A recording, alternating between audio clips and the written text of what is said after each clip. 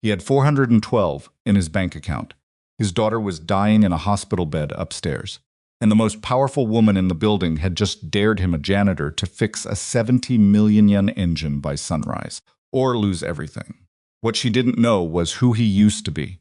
What he didn't know was that this single, impossible night would rip open every wound from his past and force him to choose between the quiet, invisible life he'd built to protect his little girl and the man he was before the world crushed him flat. If you're new here, welcome.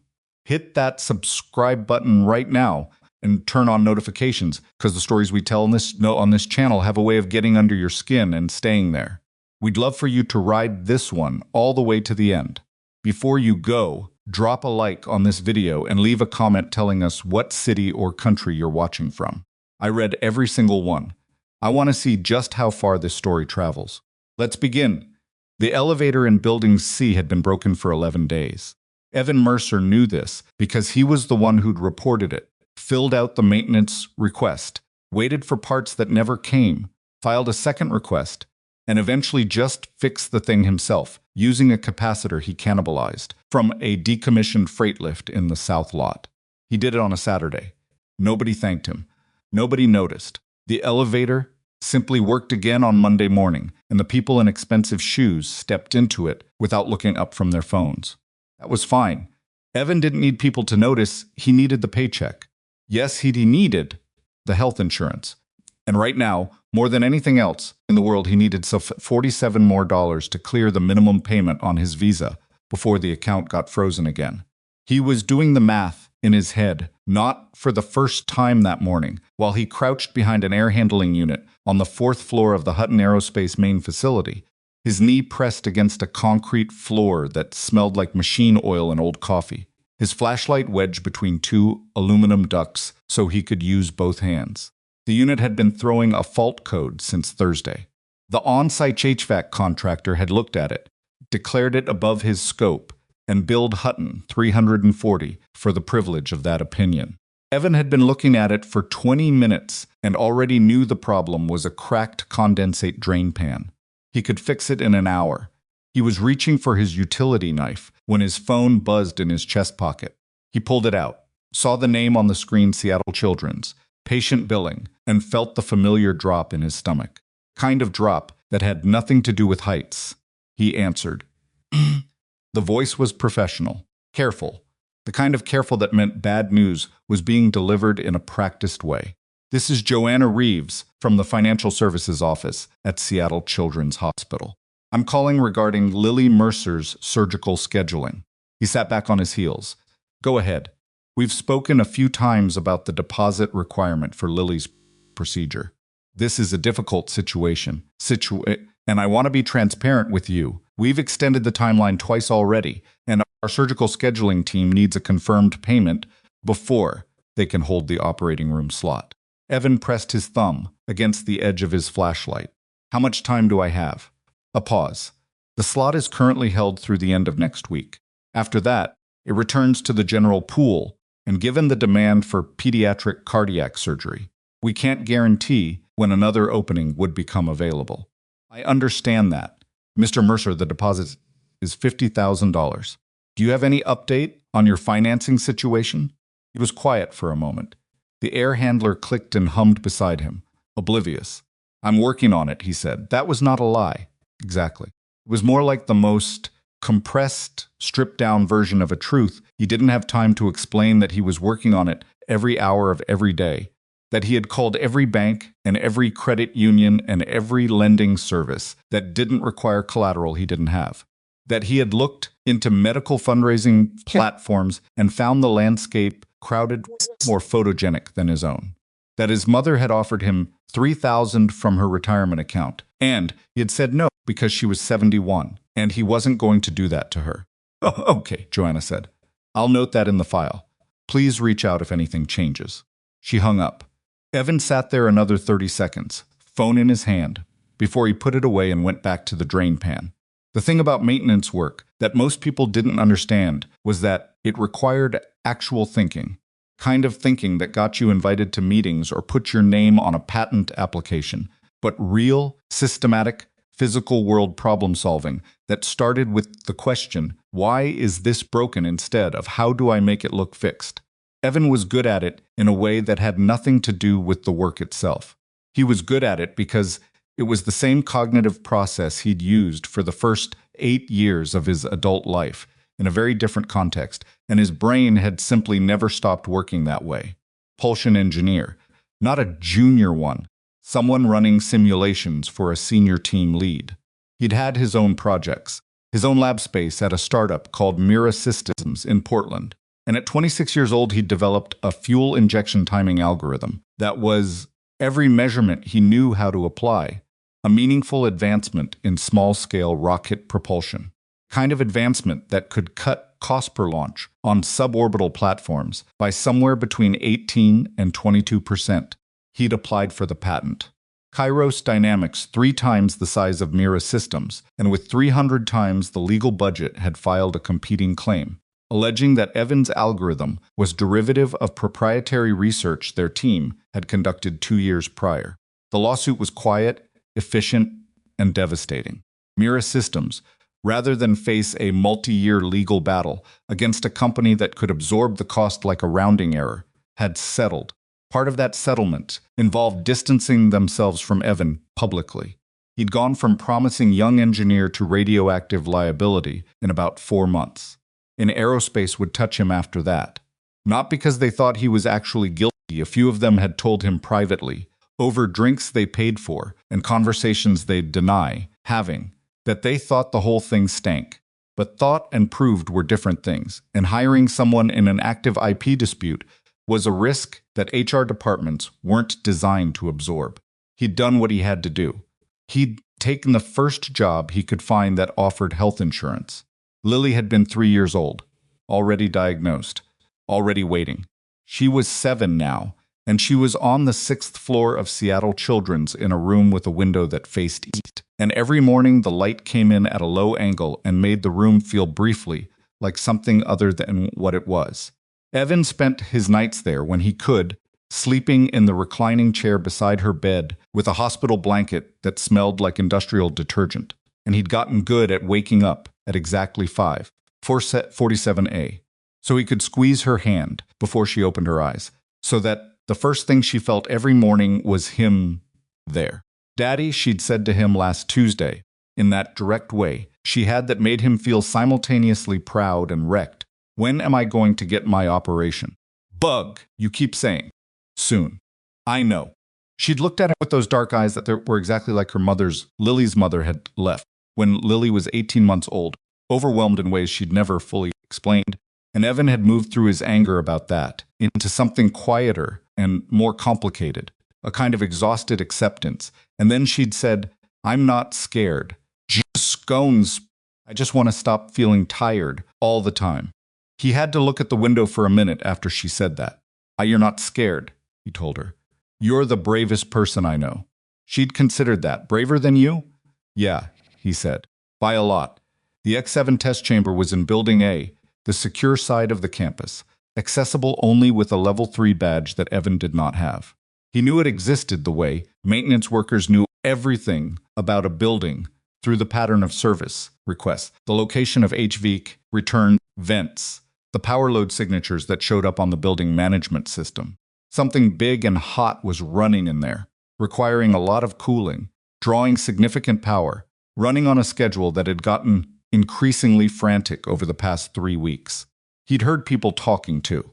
That was the other thing about being a maintenance tech. You were functionally invisible to most of the people in the building, which meant conversations happened around you with a casualness that would have stopped dead if anyone had registered you as a person who could listen.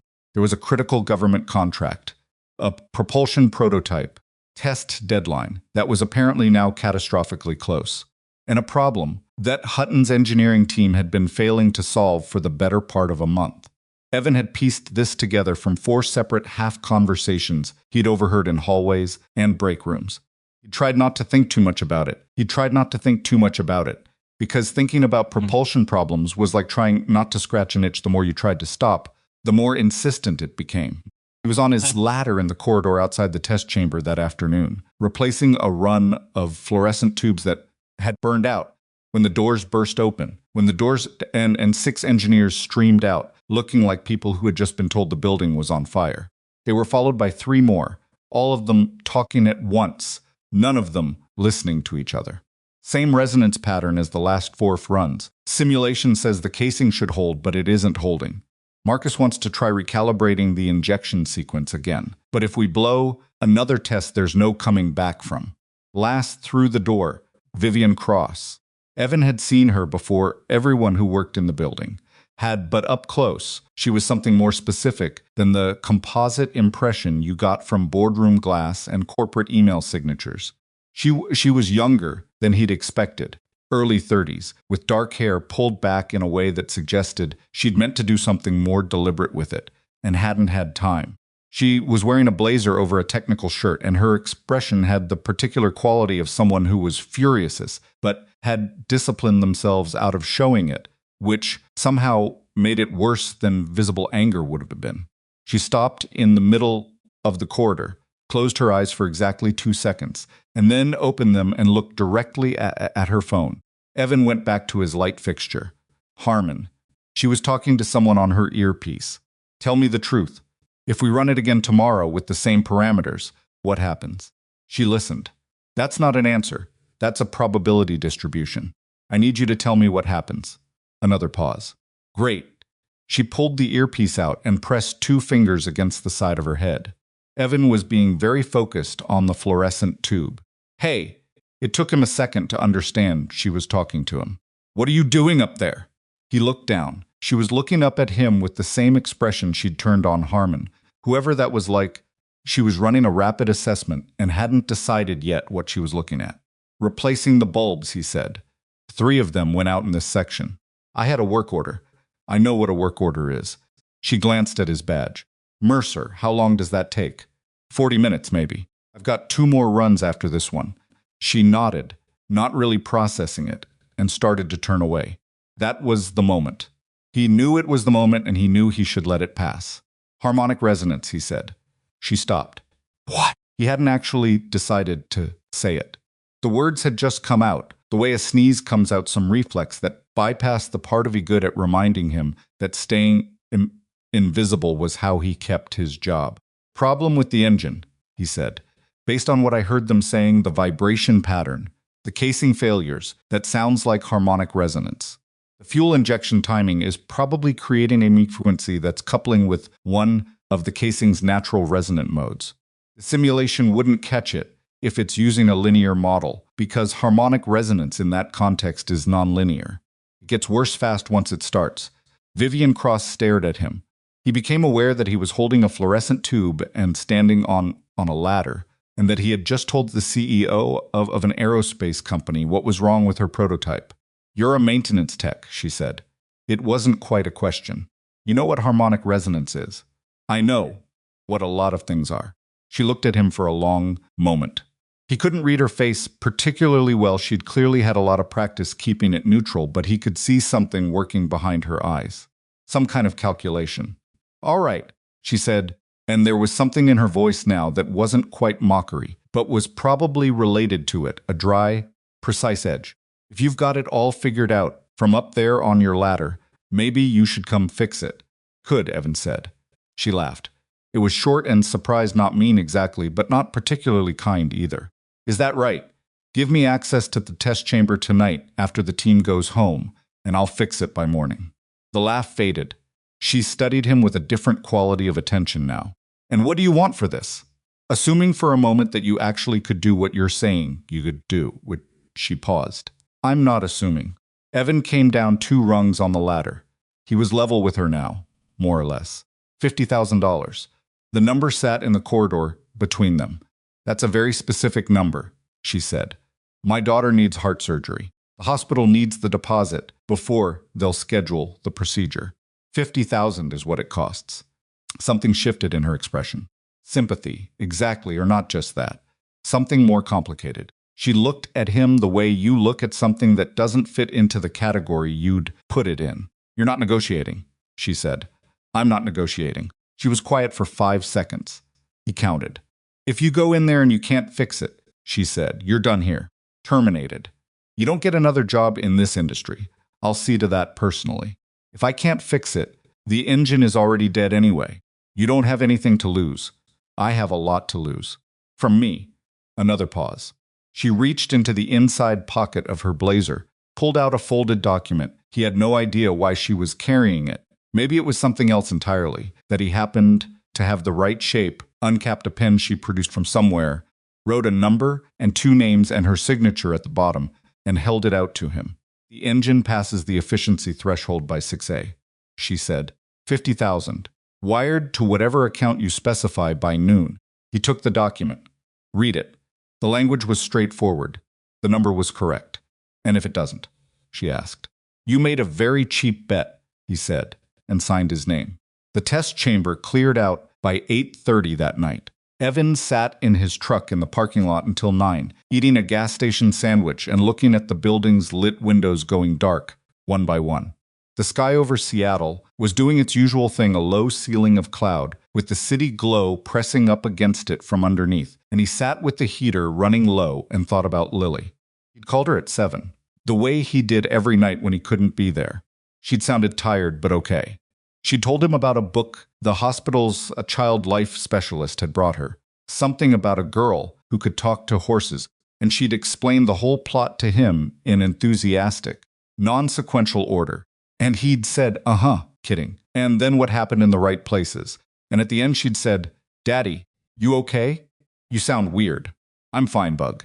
I've got something I have to do tonight at work. It's like fixing something. Yeah. Like fixing something. Good at that, she said, with the simple confidence of someone who'd never had reason to question it. Finished the sandwich and got out of the truck. The security guard at the Building A entrance was a man named Phil, who'd worked the night shift for 6 years and who Evan had at various points fixed a broken locker, replaced a water-damaged ceiling tile in the guard break room, and listened to for 20 minutes when Phil's wife had said she wanted a separation. Phil let him in without a lot of questions beyond, you sure about this? And if anyone asks, I didn't see you until after 9:30, okay? Okay, Evan said. The test chamber was bigger than he'd expected. X-7 sat in the center of the room, inside a reinforced test housing, a conical structure about 3 meters long, sleek in the way that genuinely functional things were sleek, without any of the ornamental smoothness that got put on things designed to look impressive in presentations. It looked like it had been built, people who cared about making it work. He stood in front of it for a while, just looking. Then he pulled on his gloves and started taking panels off. The first thing he confirmed was that his theory was right. The fuel injection array was using a timed sequence that was linear and regular, clean on paper, clean in simulation, but in a physical system with real-world variations in material density and thermal expansion. It was creating a pulsing pressure wave that hit the casing at a frequency very close to the casing's own resonant frequency. Exactly matching, if it had been exact, the engine would have torn itself apart in the first 10 seconds every time. Close enough that over 30 seconds, the amplitude built up. Close enough that the simulation, running a linear acoustic model, couldn't see it. Evan had seen this thing before. Not in a chamber like this one, not at this scale. But the physics didn't care about scale.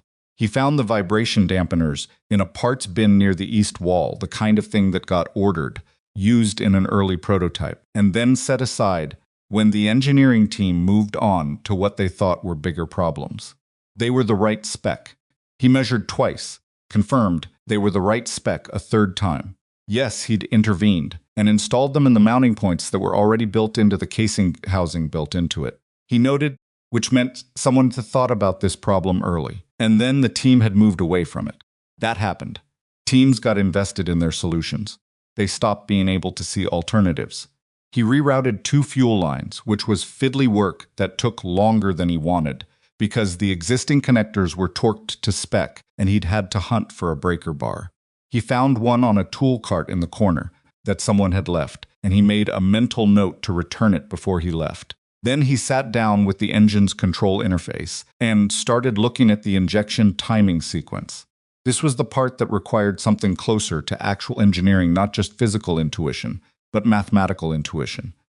The ability to hold a multivariable system in your head and see where the levers were. Control interface was a software environment he'd never used before. He spent 30 minutes learning it. He made mistakes. He backed them out, tried again. Somewhere around midnight, he heard the door. He turned around. Vivian Cross was standing at the entrance to the chamber in a jacket she'd clearly pulled on over the same clothes from earlier, holding 2 paper cups of coffee. She looked at him, looked at the engine with several panels removed, looked at the parts arranged on the floor in a specific order that probably didn't look like order to her, walked to the cup across the chamber and held one of the cups toward him. He took it. I thought you'd gone home. I live 40 minutes from here. She looked at the engine. Couldn't sleep. That's understandable. She walked a slow half circle around the X7. She wasn't touching anything, which he appreciated. You installed the dampeners. Yeah, those have been sitting in that bin for 3 months. Harmon said they weren't the right spec. They're the right spec. I measured them. She stopped, looked at the dampeners. Harmon has a doctorate in aerospace engineering. Know what those are? Evan turned back to the screen. I went to Cornell, mechanical engineering, then a master's in propulsion systems at Georgia Tech. I worked at Mira Systems in Portland for 4 years. I had a patent application in for a fuel injection timing algorithm when Kairos Dynamics sued me out of the industry. The chamber was quiet. I know who you are, Vivian said. He looked at her. I had someone run your background check after you made the offer. Standard for anyone getting building access. She sat down on a stool near the instrument panel, not pretending she wasn't studying him. Kairos lawsuit. The settlement. I read the filing. Then you know how it went. I know how it looked. She wrapped both hands around her coffee cup. Is that why you took a maintenance job? The insurance? Lily's condition is pre-existing, and I needed the money while I was trying to figure out my next move. And then, he paused. The next move took longer than I thought. 5 years. She was quiet for a moment. That's a long time to be angry. He laughed a short, dry sound. I'm not angry anymore. I was. For a while I was angry in ways I'm not proud of. Mostly at myself for not seeing it coming. But that burns out eventually. He looked at the screen. I just want Lily to have her surgery and come home. And after that, he started working on the injection sequence again. Stopped planning that far ahead. She watched him work without talking for a while. He didn't mind. It was the kind of quiet that wasn't uncomfortable. She wasn't hovering. She wasn't second-guessing. She was just there, and the chamber had its sounds, the faint hum of cooling systems, and the occasional click of equipment on standby. And he found the work absorbing in the way it had always been absorbing. The way it felt right to have a hard problem in front of him and the tools to address it. Around 2 in the morning, she said, You understand this machine better than my team does. I don't know your team. Harmon has been running this project for 18 months. She said without particular inflection, which made it worse somehow than if she'd said it with bitterness. He's smart. He's genuinely smart. But he stopped asking why it was failing and started trying to run around the failure. Spent what, an hour with it? About that. And you knew. He set his coffee down. I've been listening to that engine from the 4th floor for 2 months. The vibration signature comes through the building structure. You learn to hear things when you're in a building long enough. He paused. Also, the harmonic resonance thing isn't exotic. It's a known failure mode in this class of propulsion system. It should have been in their diagnostic checklist. It wasn't. I looked. She was quiet again. Could have told someone else. She said, Send an email. In the maintenance system. I could have. Why didn't you? He thought about it honestly. I didn't think anyone would listen to the maintenance tech, and I couldn't prove it without getting inside the machine. He looked at her. And honestly, this was the only thing I had to offer. That was worth $50,000. She didn't say anything for a moment. Then she said, I signed that contract in about 30 seconds. Why? You had nothing to lose. That's part of it. She stood up, set her cup on the stool. The other part is that the way you talked about the problem, you weren't guessing. People guess with a lot of qualifiers. You stated it like you already knew the answer, waiting for someone to catch up. Evan said nothing. Get back to work, she said. I'll be in the control room. By 4:30 in the morning, he had the injection sequence rewritten. His eyes felt like sandpaper. His knees hurt from the floor time. He had a smear of something hydraulic fluid. probably along his left forearm, that he hadn't bothered to wipe off, because he'd just get more on him. He looked at the code he'd written and ran it back in his head the way he used to, the way he'd learned to do early in his Georgia Tech. Days imagined the physical system, the math play out in your actual head instead of on a screen. Feel where the pressure went. Feel where it built and where it released. It wasn't mystical. It was practice, and he'd done it so many times for so many years that it had become a kind of reflex. It looked right. He went to the control room where Vivian was sitting with her laptop open, working on something that she closed when he came in. The room smelled like coffee and recycled air. "I'm ready to run it," he said. She looked at him, looked at the clock on the wall, 4:47 a.m. "Walk me through what you did." He did. He explained the resonance problem in plain terms, explained the dampener installation, explained the fuel line rerouting, explained the injection sequence changes. She listened without interrupting. She asked one question about the out-of-phase timing, and when he answered it, she nodded once in the way of someone who already understood the concept and was confirming that he did too. "Okay," she said, "let's run it." Startup sequence took 6 minutes. Evan stood at the main control station and watched the routes, and Vivian stood beside him close enough that he could hear her breathing, and neither of them spoke. The chamber on the other side of the blast-rated glass was lit by the test equipment's own instrumentation lights, and the X7 sat in its housing looking exactly like what it was, which was an extremely expensive machine that was either going to work or wasn't. The ignition sequence began. The sound was low at first, more felt than heard, a vibration that came up through the floor and the soles of his feet. Yet then it built, and the readouts started moving, and Evan watched the vibration levels on the left-hand monitor and felt the first cold needle of doubt go through him. The numbers were climbing. Not catastrophically, not yet. Climbing toward the threshold that had ended every previous test. Vivian's voice was completely neutral. He could feel the effort in that. "I see it." He didn't touch the abort control. "Give it time. The threshold is... I know what the threshold is. Give it time." 15 seconds. The numbers kept climbing. He watched the waveform display and tracked the frequency, and he was looking for the thing he'd designed for, the moment when the out-of-phase pumps would start pulling the resonance apart instead of letting it build. And it wasn't happening yet. Logical part of his brain that was very good at failure analysis was starting to generate a list of things he might have gotten wrong.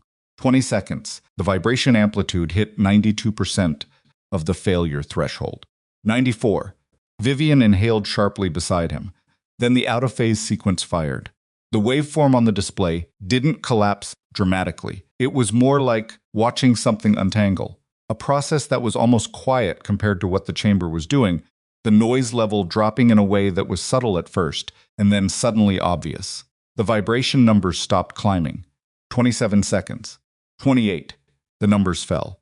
Slowly at first, then with gathering confidence, they fell below the threshold and kept falling, and the efficiency readout on the right side of the board climbed past 100% and settled at 104, and the engine kept running, kept running, kept running.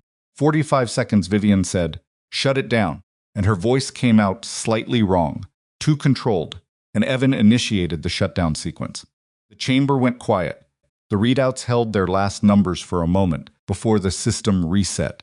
He heard Vivian Cross let out a breath that she'd probably been holding since the 20-second mark.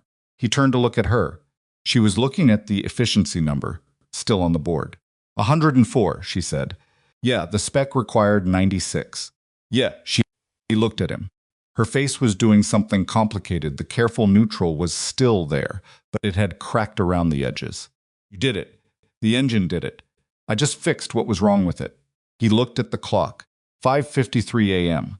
"You've got time to run the documentation before the 6A deadline." She was still looking at him. "Who are you?"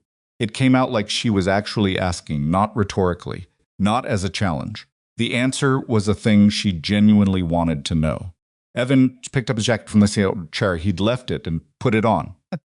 His phone was in the left pocket, and he could feel the weight of it. And he thought about Lily in her room on the 6th floor of Seattle Children's. He's probably asleep now, probably with the light coming in gold at the edges of the curtain. I'm the maintenance man, he said. I'm also a father. Right now, that's enough. He walked to the door of the control room. Behind him, he heard the soft sound of a phone notification, her phone, not his.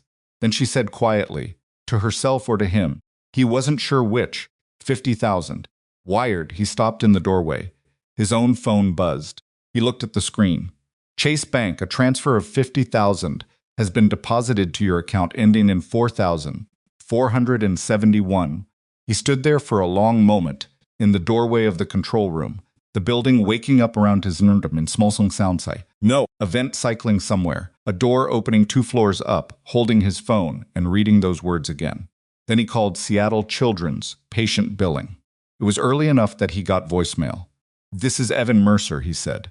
Mercer's father. I have the deposit. I'll be there at 8 to handle the paperwork. Please hold the surgical slot. He ended the call. He stood in the corridor for another few seconds. And for the first time in a very long time, he had no math to do in his head. Numbers to run. Worst-case calculations about timing and money and how many days until something became irreversible. Yes, he teed. There was just the quiet building and the gray light starting at the windows and the knowledge that when he got to the hospital this morning, he'd have good news to give his daughter. He walked to the elevator, the one he'd fixed, on a Saturday, the one no one had thanked him for, and pressed the button.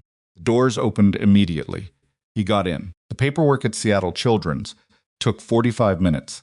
Evan sat across from Joanna Reeves in her small office on the second floor, the one with the motivational poster about resilience that he'd stared at during every previous visit without actually reading it, and signed his name in 4 places, and initialed in 2 more. And when it was done, Joanna printed a confirmation receipt and slid it across the desk to him with the careful professionalism of someone who'd learned not to make a big deal out of these moments. Because sometimes the parents cried, and that made her cry, and she had 6 more appointments before noon. The surgical team will contact you within 24 hours to schedule the pre-op consultation, she said. Given Lily's current status, we're looking at a procedure window in the next 2 to 3 weeks. 2 to 3 weeks, he repeated. That's our best estimate right now. Dr. Nakamura likes to do a final imaging review before he confirms the date. She paused. She's going to be okay, Mr. Mercer. Dr. Nakamura is excellent. He said, I've read everything he's published. Joanna blinked. Oh. He folded the receipt and put it in his jacket pocket and went upstairs. Lily was awake, sitting up in bed with the horse book open across her knees.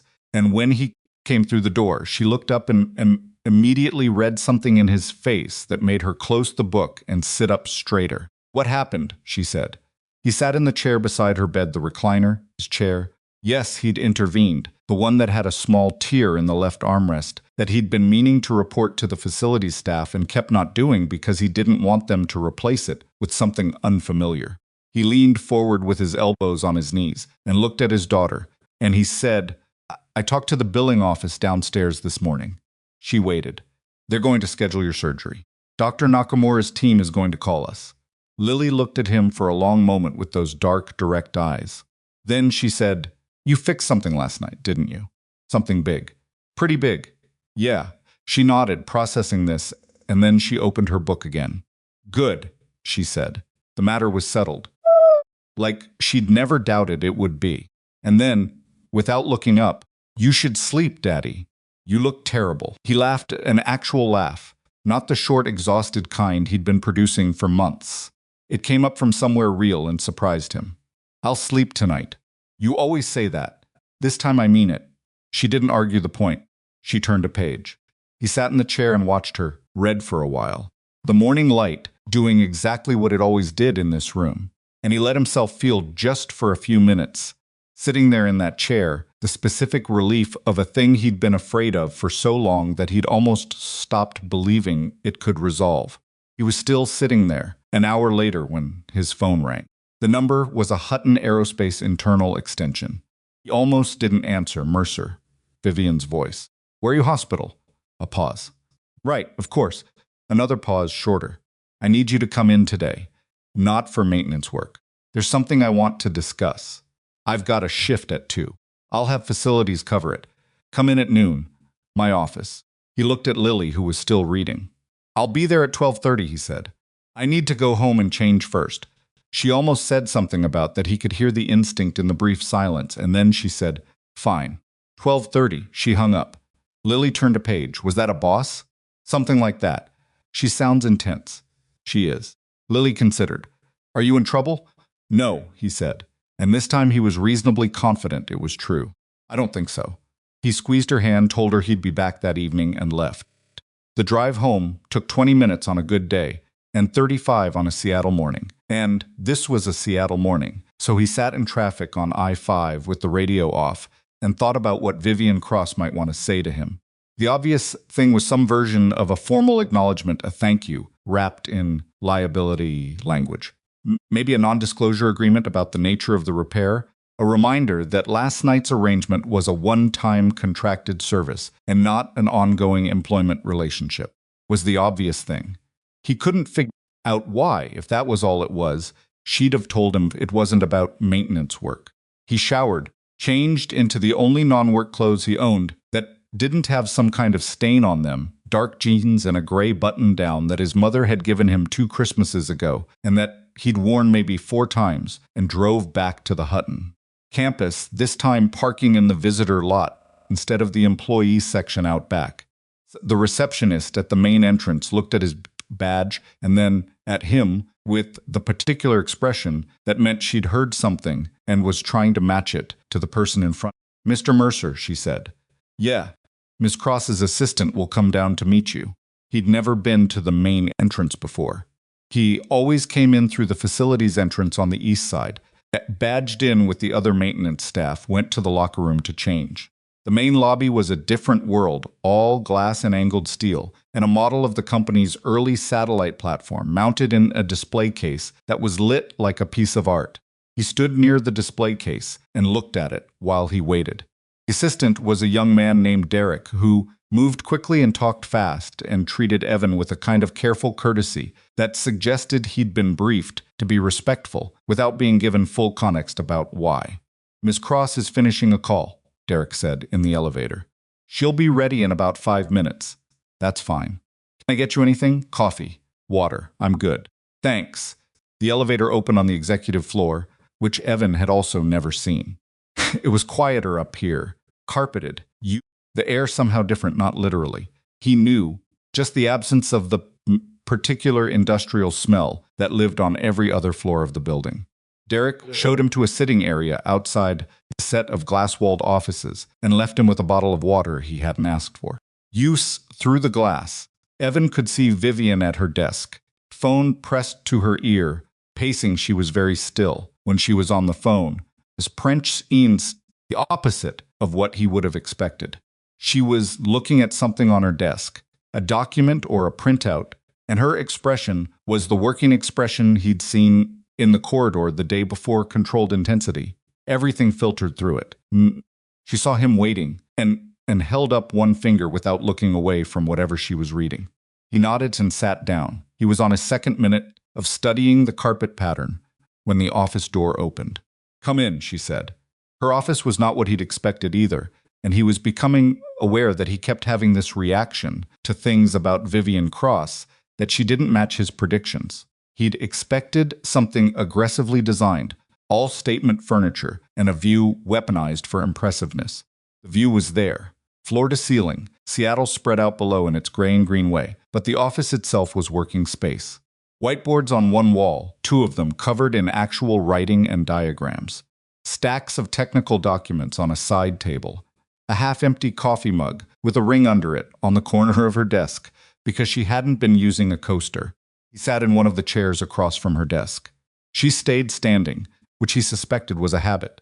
You should, she said without preamble, that I've spent the last 4 hours on the phone with our government contracts liaison and our legal team, and the X7 test results are being submitted today. The data from this morning's run is sufficient to satisfy the contract requirements. She paused. You saved a $70 million prototype and a contract that represents roughly a third Hudson of Hutton's current revenue pipeline. I fixed the resonance problem, he said. The prototype was already built. Do what? Minimize it. She finally sat down. I've had people in this building for 18 months who couldn't find that problem. You found it in a corridor with fluorescent tubes in your hand. She looked at him directly. I want to know how you knew. I told you. The vibration, the theory, the confidence. You could have mentioned harmonic resonance as a suggestion, asked if anyone had considered it, done it the way a person does when they're not sure. You didn't do that. You stated it. Evan was quiet for a moment, because I was sure. How he thought about how to say it. When you've spent enough time with propulsion systems, not just reading about them, just running simulations, but physically close to them, listening to them, they develop a kind of signature. The way a mechanic can hear that an engine's off before any dashboard light comes on. I'd been in that building long enough to know what the X7 sounded like when it was running, and I knew what that particular vibration pattern meant. He paused. And because I'd made a very similar mistake once, early in my career, small scale, different context, but the same fundamental error. I recognized it the way you recognize a thing you've done wrong yourself. She was watching him. What happened with that one? The early mistake. I caught it before testing. Redesigned. The sequence. He almost said that's actually where the algorithm came from and stopped himself, because the algorithm was the open wound in the story, and he didn't want to bleed on her office carpet. But she was smart. She followed the shape of what he hadn't said. Kairos lawsuit, she said. Yeah. I read more of the file this morning. She picked up a printed document from her desk, not showing it to him, just holding it in a way that meant she'd been going through it. The original patent application you filed at Mira Systems. Timeline of Kairos's competing claim. The fact that their filing came 4 months after yours, but their alleged research dated yours by 2 years, according to their own submitted documentation, which is what they claimed, except the timestamps on 2 of their supporting files were inconsistent with the metadata. She put the document down. I had our legal team look at the public records of the filing this morning. They found it in about 90 minutes. Evan looked at her. I'm not a lawyer, she said, and I'm not saying this constitutes proof of anything. The inconsistency is there. It's the kind of thing that if someone with the right resources decided to pursue it, might be worth pursuing. He didn't say anything. His mouth had gone a little dry. Here's what I want to say to you. Vivian said, and she leaned forward slightly, elbows on the desk, and her voice shifted into something that was still precise but less like a deposition and more like a person talking. I don't do things out of charity. I want to be clear about that because I think you'd find it insulting and I'd rather not insult you. So, when I do something, I do it because I believe it's the right strategic move and because it aligns with what I think this company should be. Okay, he said carefully. I'm dissolving the experimental propulsion division as it currently exists. Harmon's team. She watched his face. Not because of last night specifically, I've had concerns about the direction of that group for a while, and last night confirmed them. I'm going to rebuild it. Evan said nothing. He was listening with a particular quality of attention, the kind where you make yourself very still because you're not sure yet what you're hearing. I want you to run it, she said. The office was quiet. Outside the windows, Seattle went about its morning with no idea what was being said on the 14th floor. I want you to run it, she said again, not because she thought he hadn't heard her, but because what she was watching his face, and clearly felt the need to confirm it. Full directorial authority over experimental systems research. You build the team, you set the research agenda, you report to me and nobody else. She paused. The salary is competitive. The benefits are comprehensive. The position comes with full company resources and a lab budget that is not what Harmon was working with. Evan sat there. You're serious, he said finally. Came out sounding not quite like a question. I'm always serious.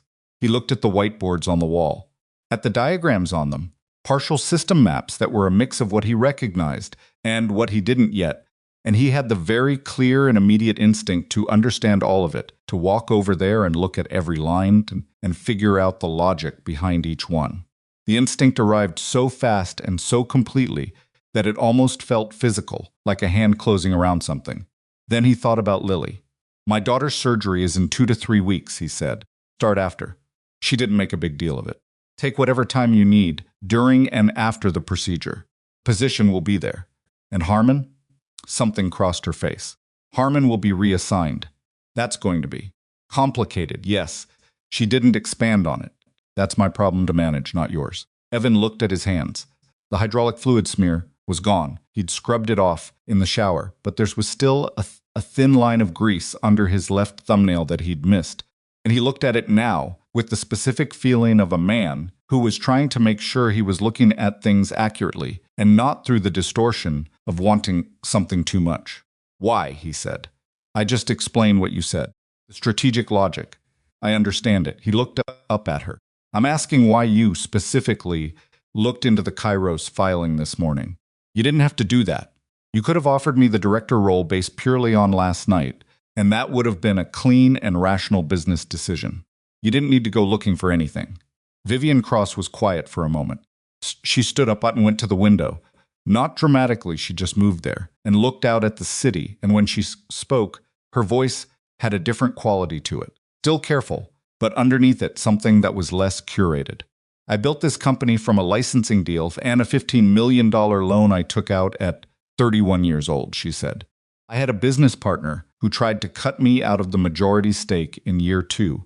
I had a board member who told me in a private meeting that aerospace was, and I'm quoting him, a difficult industry for someone in your position. He meant female and young, in case that's not obvious. She turned back from the window. What it looks like when someone's work gets taken from them. I know what it looks like when someone has been surviving instead of living for so long that they've stopped expecting anything different. Didn't respond right away. That's not a business reason, he said. She agreed. It's not. He looked at the window, past her, at the city, at the gray sky doing what it always did. Thought about Lily saying, "You look terrible this morning," with the complete honesty of a 7-year-old who loved you. Yes, he'd intervened, and he thought about the maintenance locker room and his worn-out boots and Phil the security guard and the elevator capacitor he'd cannibalized from the freight lift in the south lot. He thought about the lab at Mira Systems, the one with the whiteboard he'd filled in one continuous session that had started at 7 p. and ended at 4 a.m., when someone had finally come in and said, "You need to go home." He thought about the way the work had felt, not the outcome of it, the patent or the recognition, the actual work, the process of it, the physical sensation of a hard problem, resolving under sustained pressure. He hadn't let himself think about that in a long time. The legal piece, he said. The Kairos filing. You said the inconsistency might be worth pursuing if someone with the right resources decided to. What kind of resources are we talking about? Vivian sat back down. She picked up a pen, not to write anything, just to hold. Our legal team is very good. The kind of good that you get when you've spent the last 3 years fighting off hostile acquisition attempts from companies that had 200 lawyers to your 12. Their experience with IP litigation. They understand how to build a case around metadata inconsistencies and documentary evidence. She paused. And I want to be clear, this wouldn't be charity either. If Kairos stole your algorithm and built their propulsion systems on it, there are damages and licensing claims attached to that which would be significant. A successful suit benefits Hutton directly, so it's still a business decision. Everything is a business decision. That doesn't mean it's only a business decision. Evan sat with that for a moment. I need to think about it, he said. She nodded, not visibly disappointed or impatient. Take a few days. He stood up. She stood up too, and they were across the desk from each other.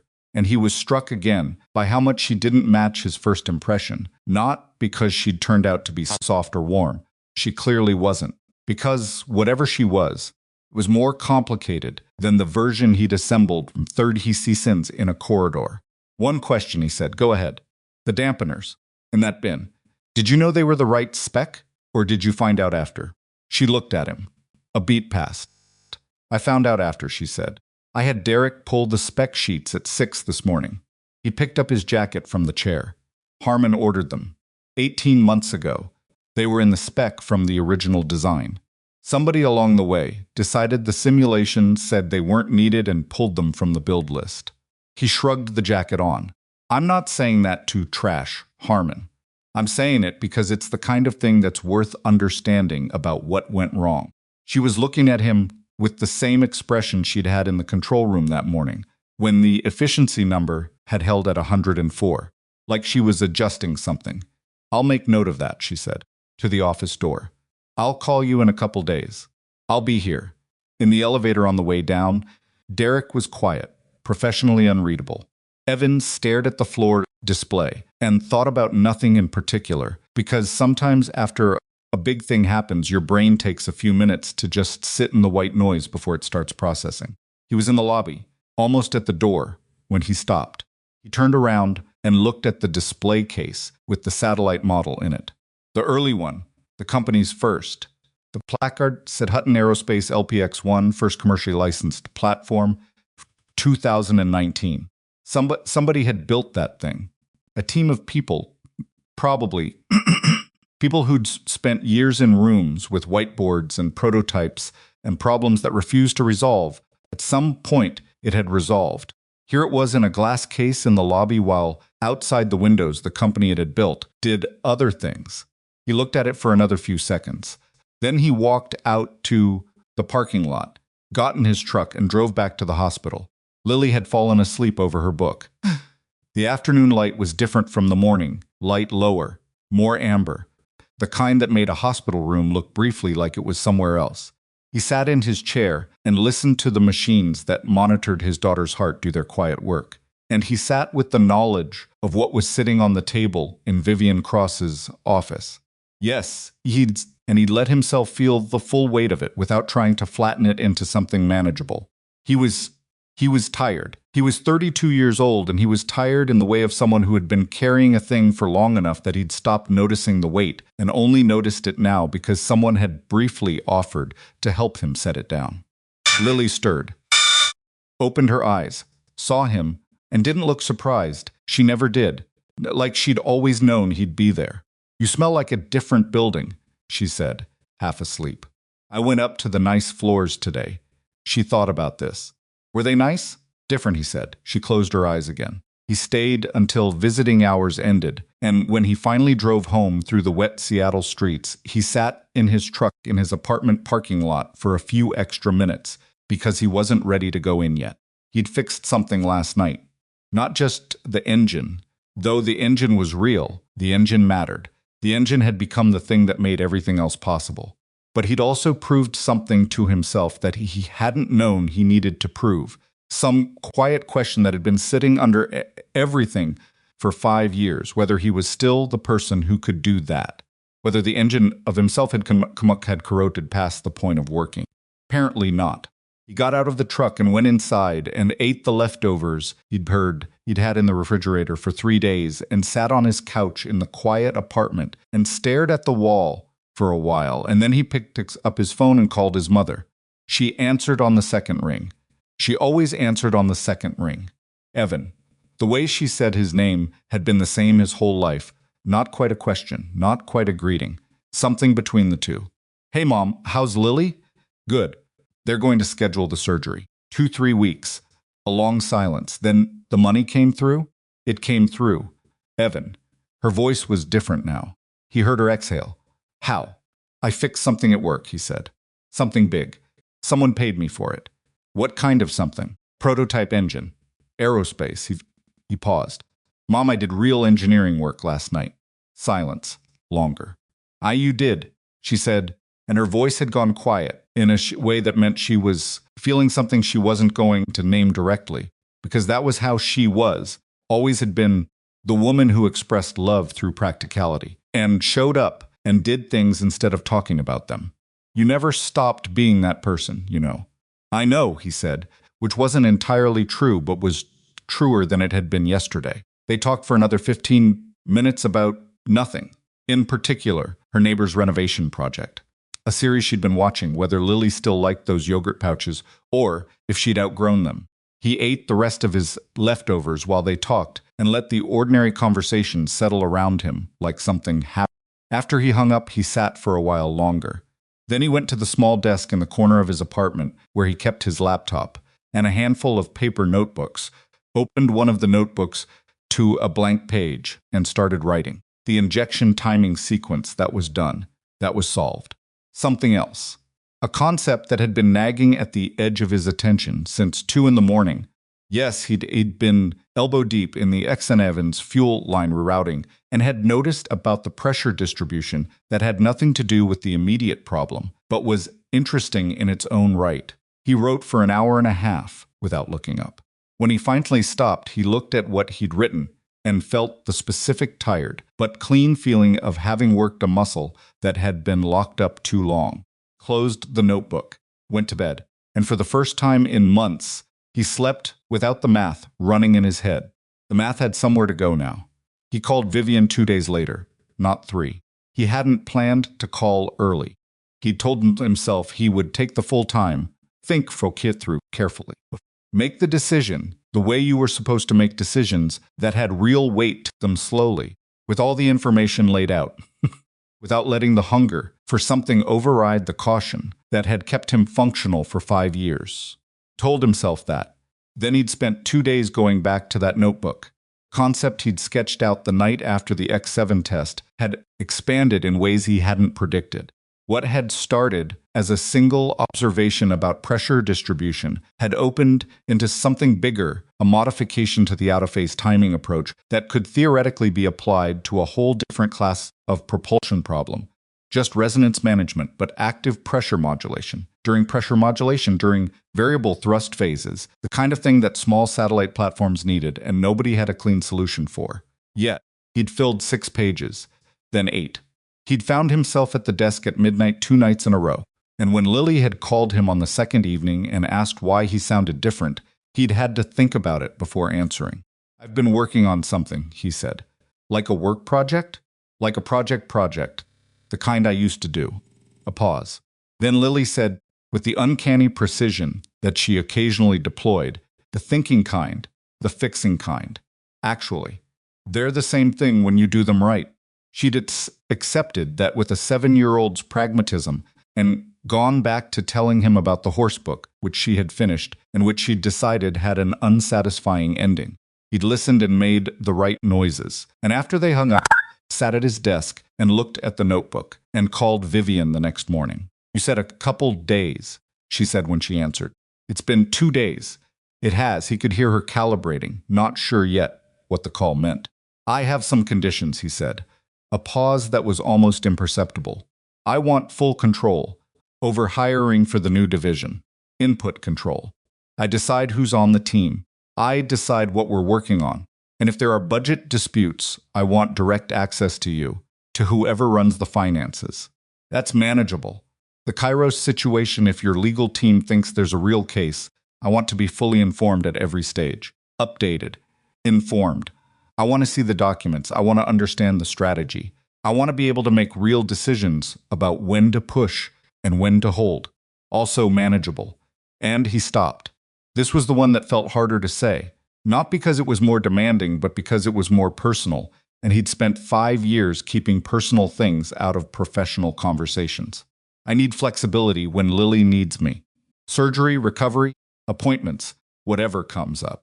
I need to know that's not going to be held against me in some quiet way that doesn't show up in writing, but shows up in everything else."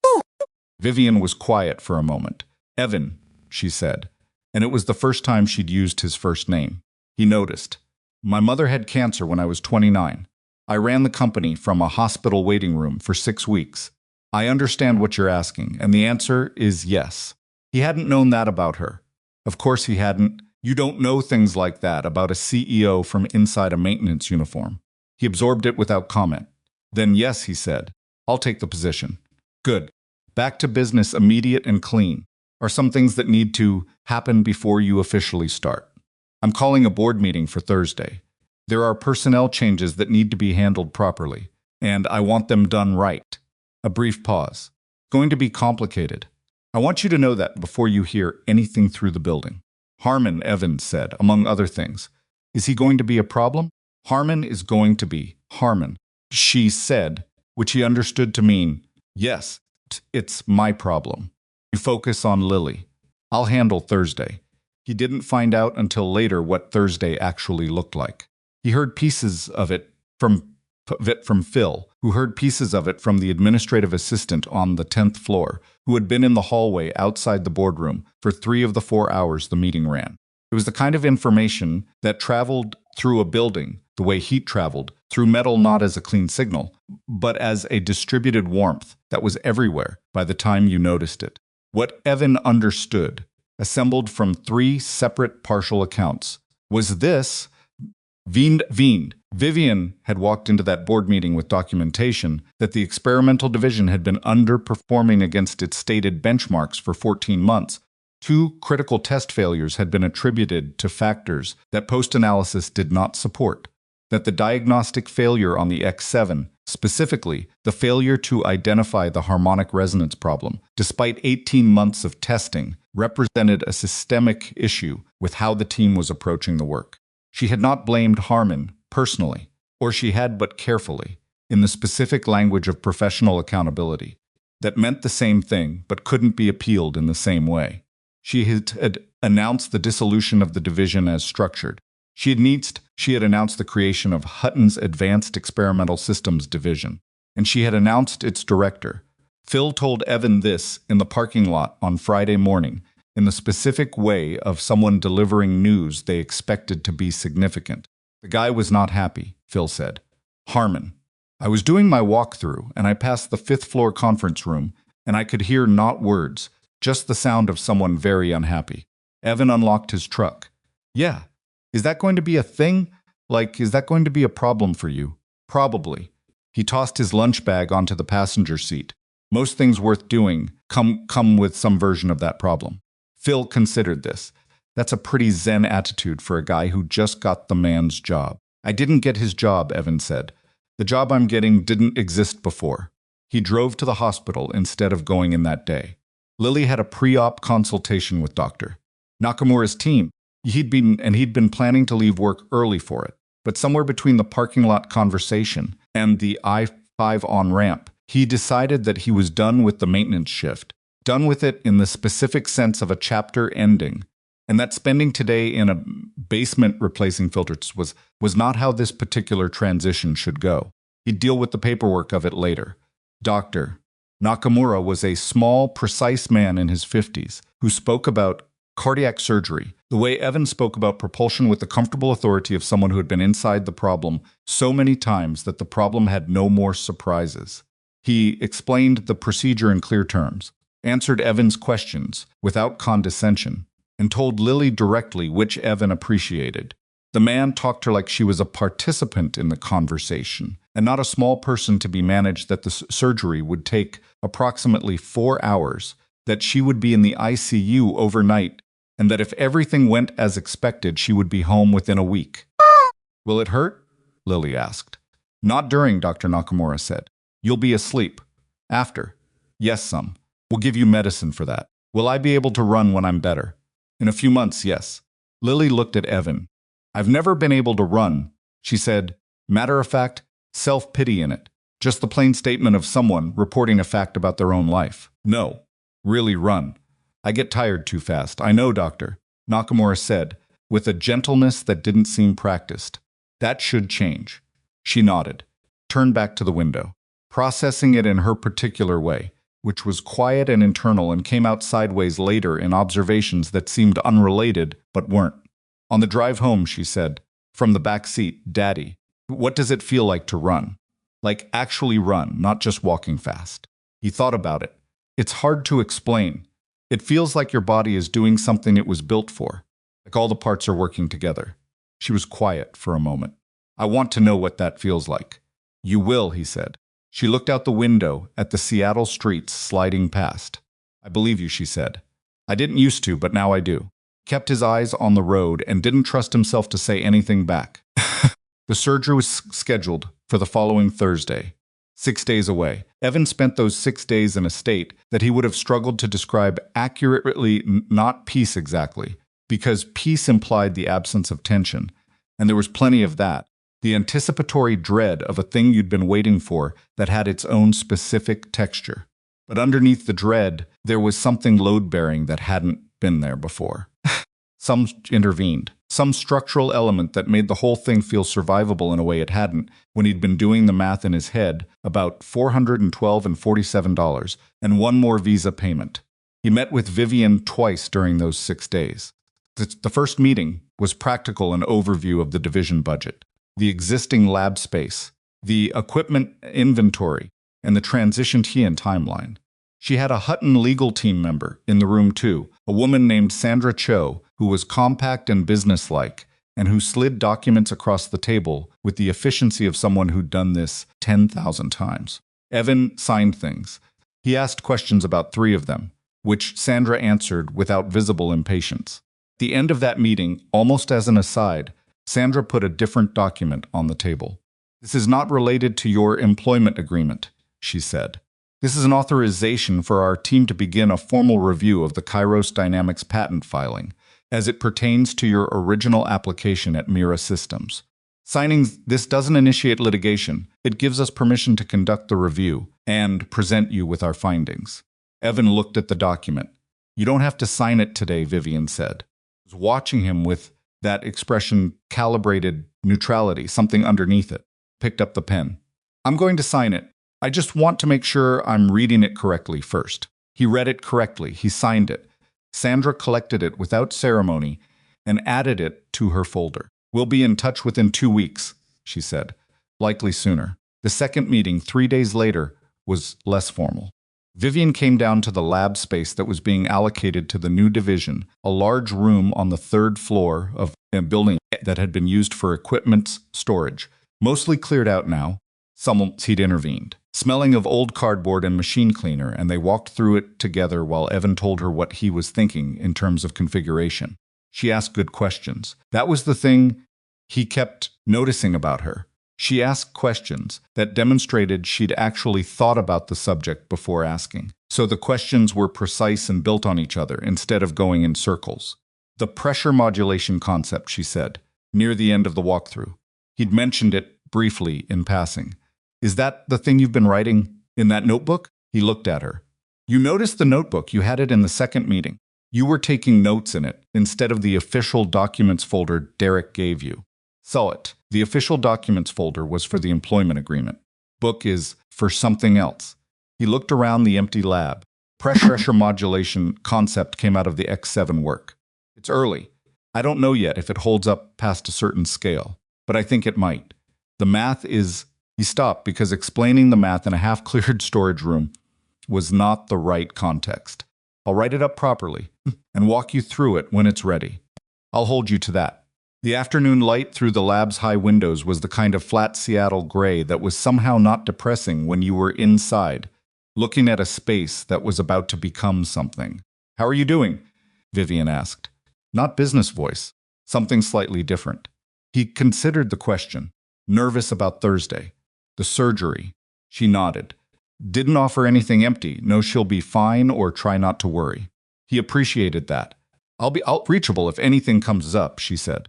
"For any reason." He understood she meant it, and he understood also that she wasn't going to make more of it than that, and that suited him fine. Thursday came gray and wet, which was Seattle's default, and which meant nothing, except that it was a Thursday in November, and the city was being itself. Evan had Lily at the hospital at 5:30 in the morning, which was 2 hours before her scheduled surgery, because pre-op prep took as long as it took, and he'd learned from the pre-op consultation not to cut the timeline close. She was calmer than he was. He knew this, and it helped, and also made things harder in the specific way that your child being braver than you made everything both easier and more difficult.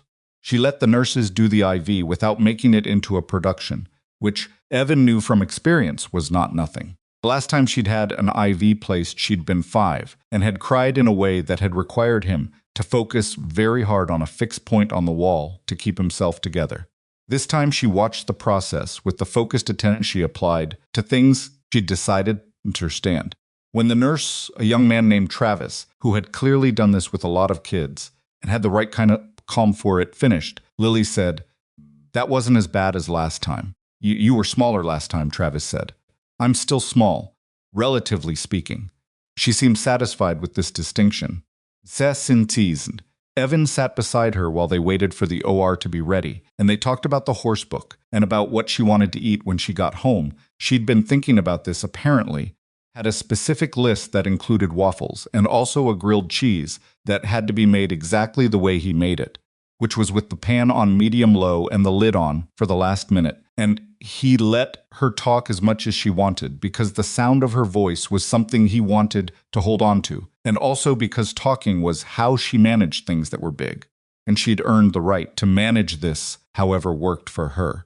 Dr. Nakamura came in at 7:45 to do the pre-op check.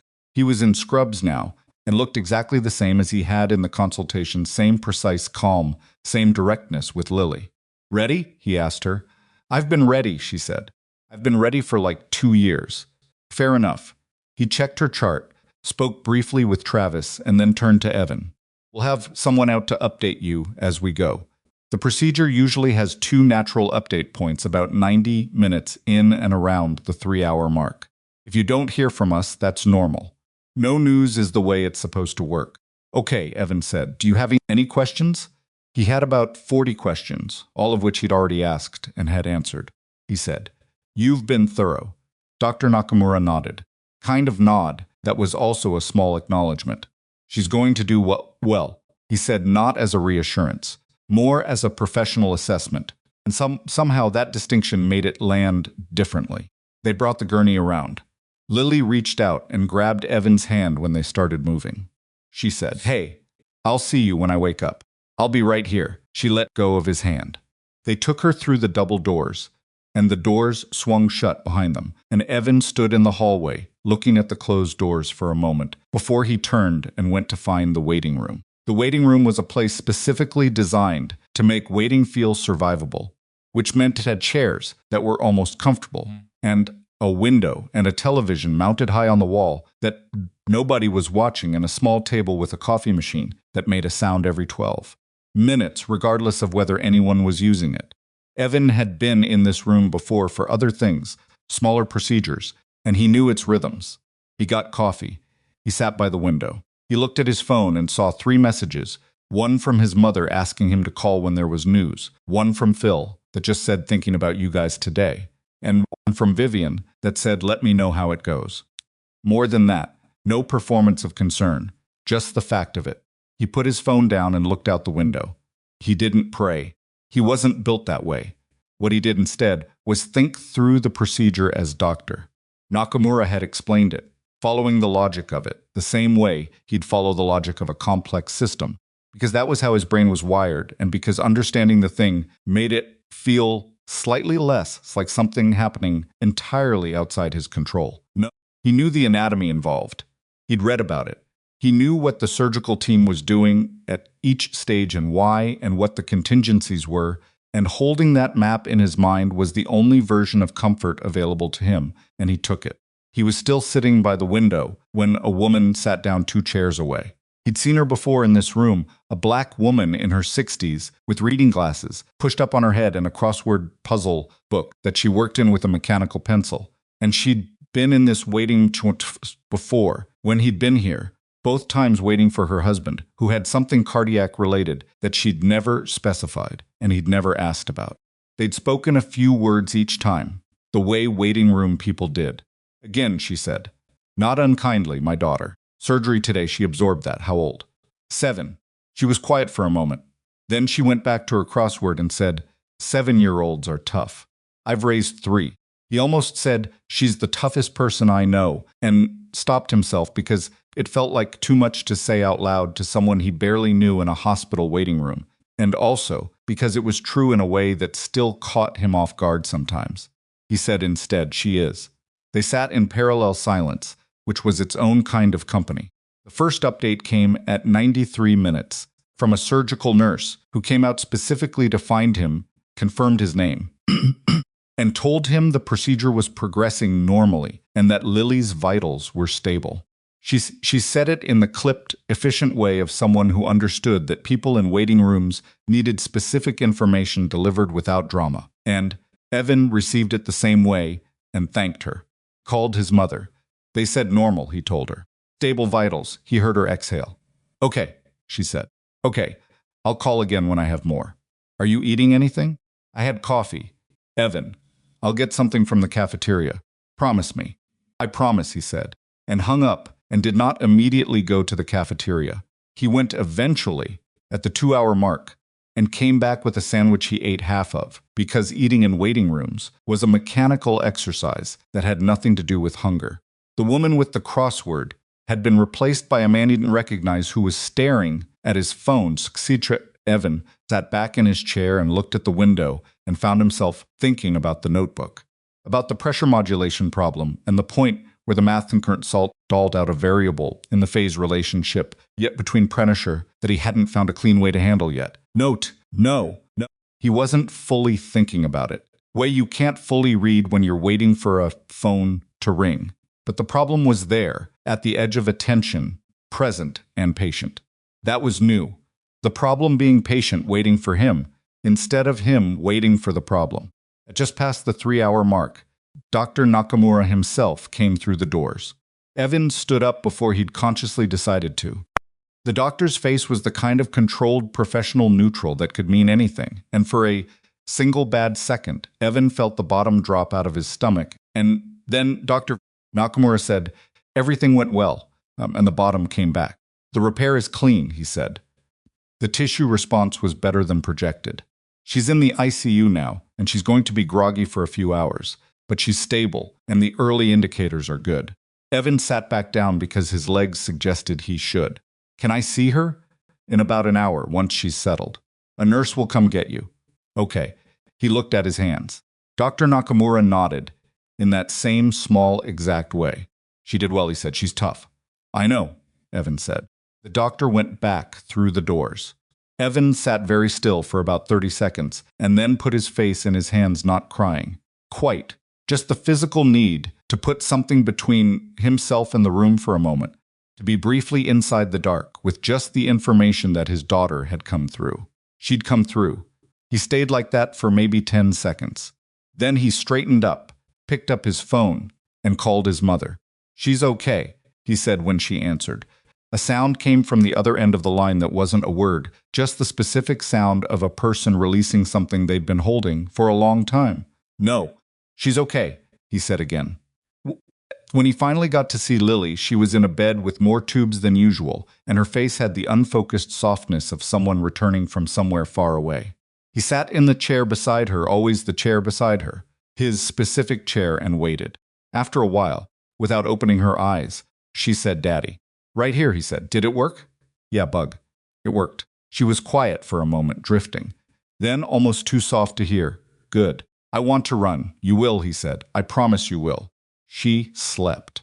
He sat beside her and listened to the machines do their work. And outside the window, the Seattle sky had gone dark, the way it did by 4 in the afternoon in November. The city lights pressing up against the low cloud. And the room had the particular quality of a place where something difficult had just been survived. He stayed until the night nurse gently told him that Lily would sleep through till morning and that he should go home and rest. He didn't want to go. He wanted to stay in the chair the way he always stayed in the chair. But he also understood that the emergency quality of the last several months, the permanent bracing, the constant calculation, the sense of living one step ahead of a thing he couldn't let catch him, had shifted tonight into something that wasn't finished but was different. He could go home. She was okay. He could sleep. Kissed her forehead. Told her he'd be back at 7 in the morning. Walked out of the hospital into the wet November air and stood on the sidewalk for a minute. Just standing there, not going to his truck yet, letting the cold and the damp and the smell of rain on concrete be real around him. His phone buzzed. Vivian. A text heard from Sandra. "Kairos review is done. Call me when you're ready. Rush take care of Lily first." He read it twice. Stood on the sidewalk in the dark. The review is done. He thought about what that meant. About what Sandra Cho, in her efficient way, might have found. About the filing with the inconsistent timestamps. About 4 months that had taken 5 years to stop bleeding. Put his phone in his pocket. Not tonight. Was Lily asleep in the ICU? Stable, fixed, already moving toward a version of her life that would include running. Tonight was his mother, probably sitting by her phone in her house in Tacoma, the crossword woman, and her mechanical pencil, Phil's text doctor. Nakamura's small, exact nod. The Kairos thing could wait one more night. He walked to his truck, got in, and sat for a moment in the dark before starting the engine. He was tired in a way that went all the way down. But it was the clean kind, the kind that came after a long, hard thing was done rather than while it was still happening. He started the truck and drove home through the Seattle night, and the rain started again somewhere on the I-5, and he turned the radio on low, and he let himself feel, without analyzing it, the strange and unfamiliar sensation of things being okay. He called Vivian the next morning, from the hospital cafeteria, while Lily was being assessed by Dr. Nakamura's resident, and he had 40 minutes with nothing to do but sit with bad coffee, and the particular restless energy of someone who'd slept 8 hours for the first time in months and woken up ready to deal with the thing they'd put off the night before. She answered on the second ring. How is she? Good. Really good. The resident said her color is better than they expected, and she's been complaining about the food, which apparently is a positive sign. Complaining is a good sign? It means she has opinions. She always has opinions. When she stops having opinions is when I worry. He looked at his coffee. Tell me about the Kairos review. A brief pause, not hesitation. More like she was deciding where to start. Sandra is going to want to walk you through full report in person, but I can give you the shape of it. Give me the shape. The metadata inconsistency we found in the public filing was the entry point, Vivian said. 2 of Kairos's supporting research documents had file creation timestamps that post-dated your original Mira Systems application by 6 weeks. The documents themselves were dated 2 years prior. They claimed the research predated yours, but the actual file metadata told a different story. She paused. Sandra's team pulled the patent examiner's notes from the original proceeding. The examiner flagged a documentation irregularity, but was overruled by a senior review board. Kairos had representation on that board through a consulting relationship that wasn't disclosed. Evan sat with that for a moment. That's not just inconsistency, he said. Vivian said. It's not. How solid is it? Sandra's word was actionable. That's a word she uses carefully. Another pause. Evan, the propulsion systems that Kairos has been licensing to 3 separate contractors for the past 4 years, Sandra's preliminary analysis suggests they're built on a framework that maps very closely to your original algorithm. That mapping holds up under formal technical review. The damages calculation gets significant. He looked out the cafeteria window at the gray morning. A man in a delivery uniform was pushing a cart through the parking lot with one wheel that kept catching, jerking the cart sideways every few feet, and he kept pushing it anyway. Significant how? Evan asked. That's genuinely Sandra's territory, not mine. But the licensing revenue Kairos has generated from those systems over 4 years is not a small number. A beat. I want to be clear about something. This isn't me doing you a favor. If we file and we win, Hutton's position in this market is directly strengthened by Kairos losing theirs. Have skin in this. I know, he said. You told me that from the beginning. I'm saying it again because I don't want you making a decision about this based on the wrong understanding of what's in it for us. He appreciated that, the specificity of it, the refusal to let it be something simpler and cleaner than it was. What do you need from me? A meeting with Sandra, this week if possible. And she paused, and this one was different, less professional. I need to know you actually want to do this. Not that you're willing to, not that you'll go along with it, that you want to. He thought about Mira Systems, the lab, the whiteboard, the 4 months between filing his patent application and watching Kairos's lawyers walk into a conference room with a stack of documents that systematically reframed his life's works as something that belonged to someone else. Yes, intervened. He thought about the specific quality of the silence in that conference room when the settlement terms were laid on the table, the silence of people who had already decided how it was going to go and were waiting for him to catch up. I want to, he said. Okay. Back to her working voice, quick and forward-moving. I'll have Derek set up the Sandra meeting. Wednesday? Wednesday works. I'll be here in the mornings this week, but I can do afternoons. 2 o'clock Wednesday. I'll have Sandra come to you. I'll tell her to use the family conference room on the 2nd floor. He almost said you don't have to do that, and stopped himself because she wasn't doing it out of delicacy. She was doing it because it was efficient, and she understood that his time at the hospital mattered more than the optics of where a meeting happened. 2 o'clock, he said. I'll be there. He went back upstairs and found Lily sitting up in bed eating something from a tray that she was clearly unhappy about. She looked at him when he came in with the expression of someone building a case. Supposed to be oatmeal, she said. It looks like oatmeal. Tastes like the cardboard from a moving box. He sat in his chair. You've eaten cardboard from a moving box? When I was little. You're still little. I was littler. She pushed the tray slightly to one side, a gesture of formal rejection. When I get home, can you make the oatmeal with the brown sugar and the apple pieces? I can do that. And the walnuts? I thought you didn't like walnuts. She considered. I think I'm ready to try walnuts again. This was such a specific and ordinary thing. He sat there for a second, Mies just absorbing his daughter, sitting up in a hospital bed the morning after open heart surgery, negotiating the terms of her recovery breakfast. He felt something move through him that wasn't sadness and wasn't joy, but was somewhere in the territory between them where the really significant feelings lived. Walnuts, he said. Done. She settled back against her pillows, satisfied. What were you doing downstairs? Phone call. Work stuff. The intense boss lady? Yeah. Lily studied him. You look different when you talk about work now. Like you used to look when you were fixing the hard things. More. He looked at her. More what? She thought about it with the seriousness she actually wanted to answer correctly. More like it's yours, she said finally. He didn't respond right away. He looked at his daughter, 7 years old and 24 hours out of cardiac surgery, thought that she had somehow arrived without any particular effort, exact right word. He said, It is.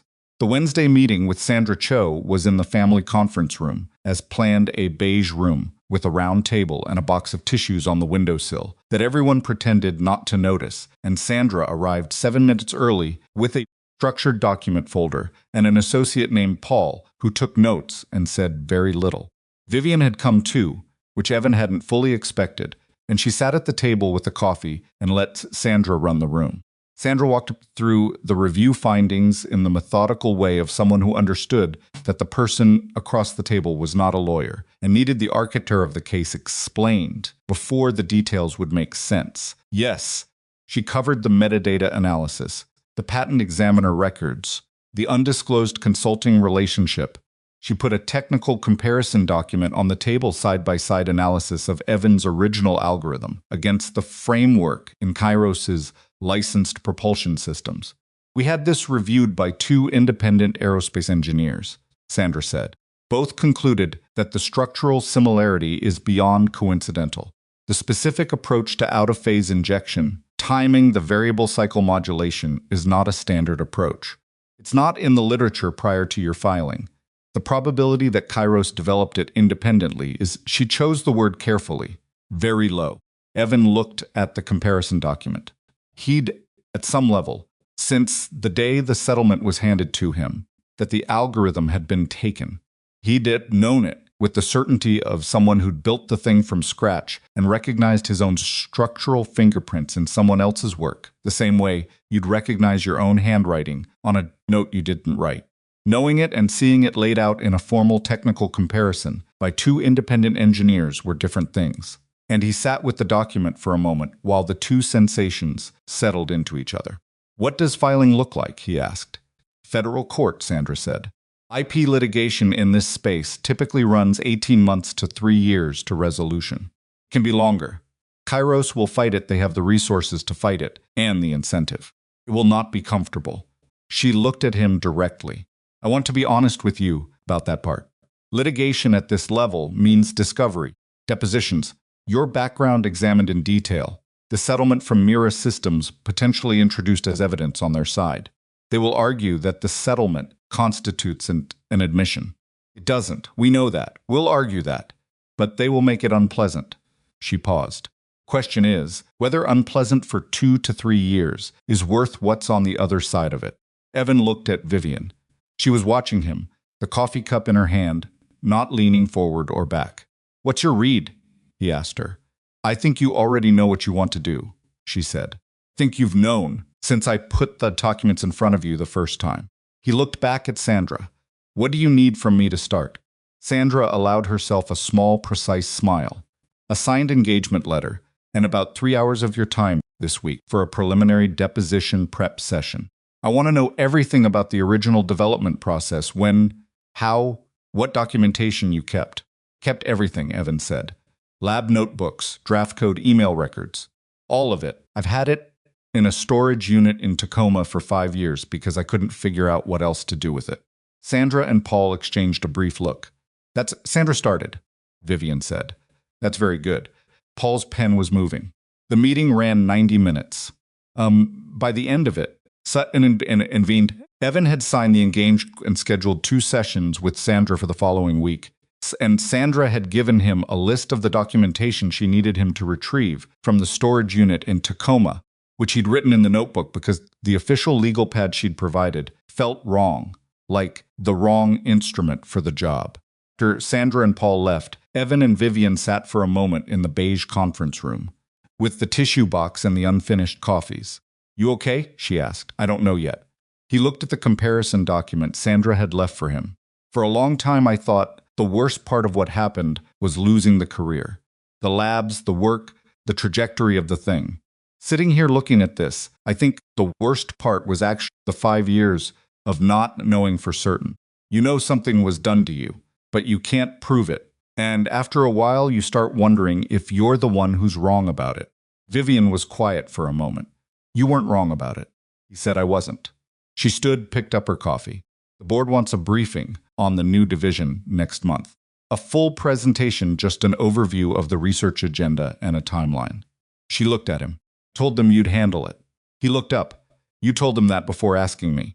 I'm asking you now. That's not what asking means. She agreed without particular apology. But you'll do it better than anyone I could put in front of them. And I don't have patience for getting you comfortable with that fact by increments. Will you do the briefing? He thought about standing in front of a board of directors. Thought about the last time he'd presented to anyone above a project manager level, which had been at Mira Systems at 27. A technical readout on the algorithm's early results. Room with 7 people who had all been older than him and who he'd talked over because the work was good and he'd known it was good. And he hadn't been afraid of that yet. Yes, he said. She nodded. Derek will send you the format and the board's background materials. Don't let the format constrain you. Those documents are starting point, not a ceiling. She picked up her folder and walked to the door and then stopped with her hand on the frame. Storage unit in Tacoma, she said.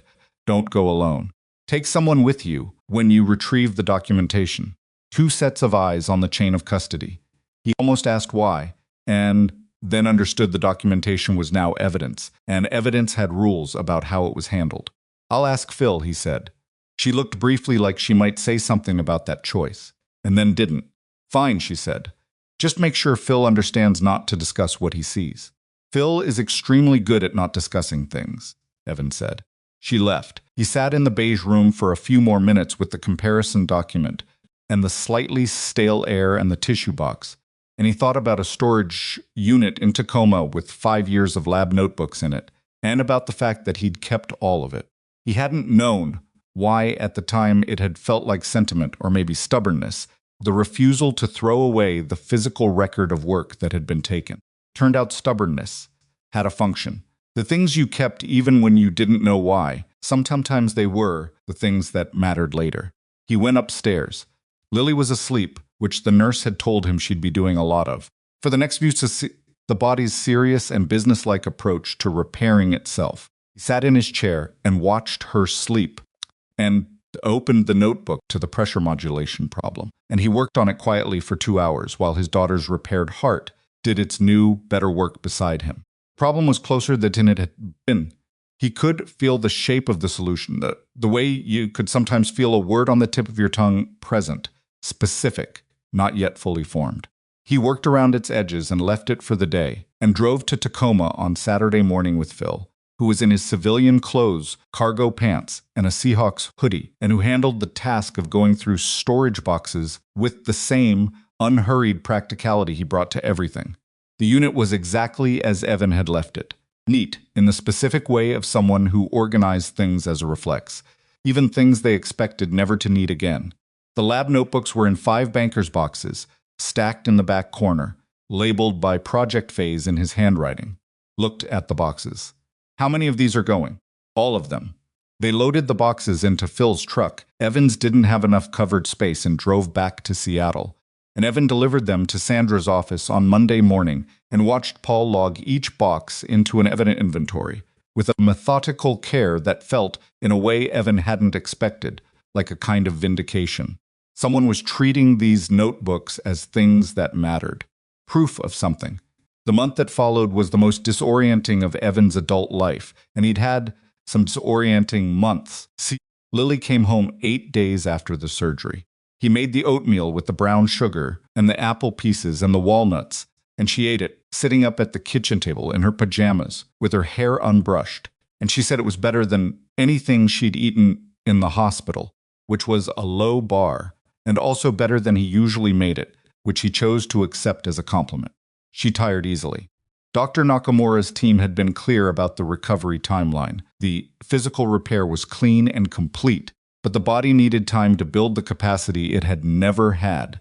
And that process was measured in months, weeks. She napped twice a day. She read a lot. She started a second horse book, a different series, and informed Evan that this one had a better ending structure, which she explained to him in some detail.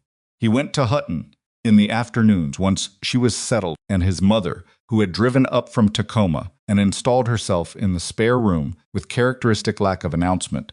Arriving on the day, Lily came home with 2 bags of groceries, and the particular expression of a woman who had decided what needed doing was there to sit with her. No, the new lab was taking shape. He'd made 2 hires in the first week, a materials engineer named Joe Park, who'd come over from a university research position, and who'd taken the job partly because the research agenda was interesting, and partly, she admitted in the interview, because nobody in a corporate lab had ever asked her opinion on experimental direction before, and a simulation engineer named Desmond Okafor, who was 28, had a master's from MIT, and had the specific quality Evan valued above almost everything else, the ability to tell the difference between a model that was right and a model that wanted to be right. He was learning the board's format for the briefing document and ignoring most of it, the way Vivian had told him to.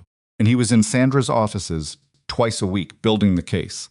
The deposition prep sessions were harder than he'd expected, not because the facts were unclear, but because articulating them required him to re-enter the specific rooms of that period in his life, the Mira Systems conference room, the phone call with his then attorney, the morning he'd seen the first Kairos technical brief and recognized his own framework looking back at him from a document with someone else's logo on it.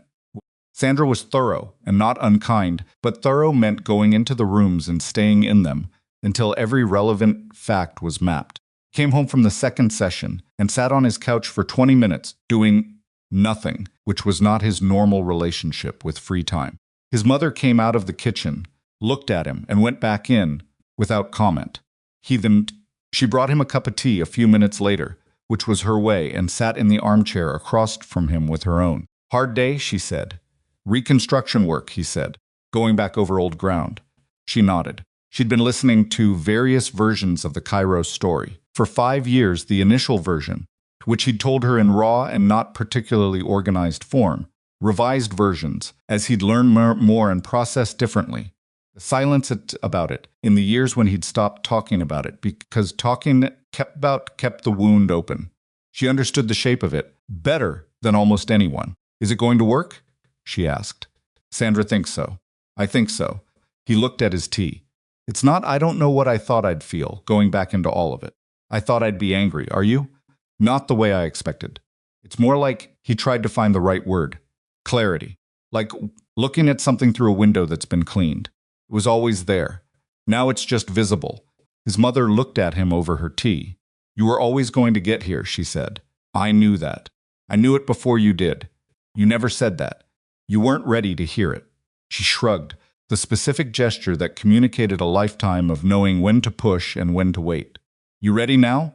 "Getting there," he said. 3 weeks after Lily came home, she walked to the end of the block and back for the first time, not because she was medically ready to go further, but because Dr. Nakamura's team had cleared her for short walks, and she had decided, with characteristic decisiveness, that the end of the block was the appropriate first goal. Evan walked beside her, hands in his jacket pockets, matching her pace. It was a cold morning, the kind Seattle did in December, not quite freezing but close, the air carrying the specific clean sharpness of winter. She walked carefully, deliberately, the way someone walks when they're paying attention to the internal experience of walking, rather than just doing it. At the end of the block, she stopped and looked back at their building. It was maybe 150 feet. That's further than I thought, she said. A little breathless, but functional breathless, not the other kind. It's a good start. She stood there a moment. He watched her face, the focused inward quality that meant she was taking stock of something. My heart feels different, she said. Different how? She thought about it, she paused, like it's doing its job. Like before it was always working too hard to just keep up. And now it's just doing it normally. He looked at his daughter, yet standing at the end of the block in her winter jacket, reporting from inside her own body. Annette intervened, and he felt the particular quality of something that had been broken for a long time working the way it was supposed to work. And it was different from any feeling he knew how to name. Good, he said. She turned around and started walking back. He walked beside her. Daddy, she said. Yeah, are things going to be normal now? He thought up Sandra's offices and the banker's boxes and the board briefing, and Joe Park's opinion on the experimental direction, and Desmond Okafor's specific genius for telling models apart. He thought about Vivian Cross in a half-cleared storage room, asking good questions about the pressure modulation problem. He thought about the notebook on his desk with 12 pages of math that was close, very close, to becoming something real. The same kind of normal we had before, he said. Different, better different, or harder different. Probably, but more better than harder.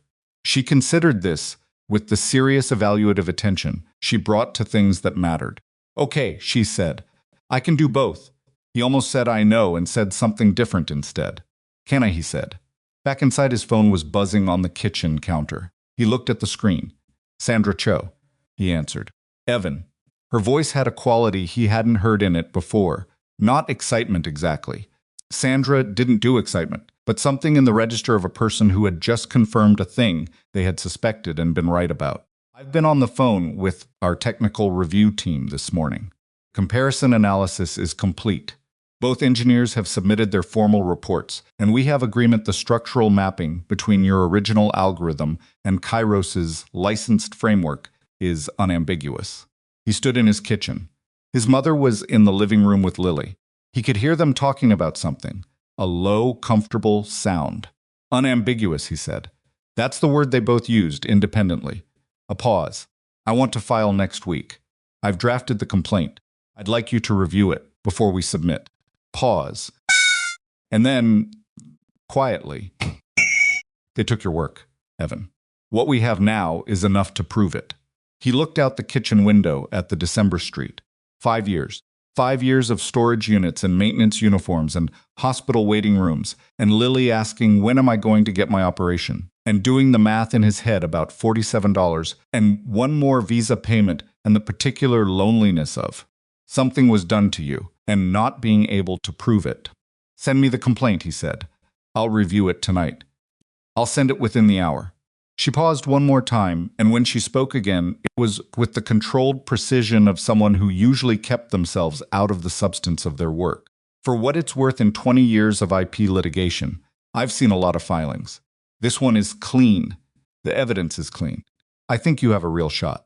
Thank you, Sandra. He hung up.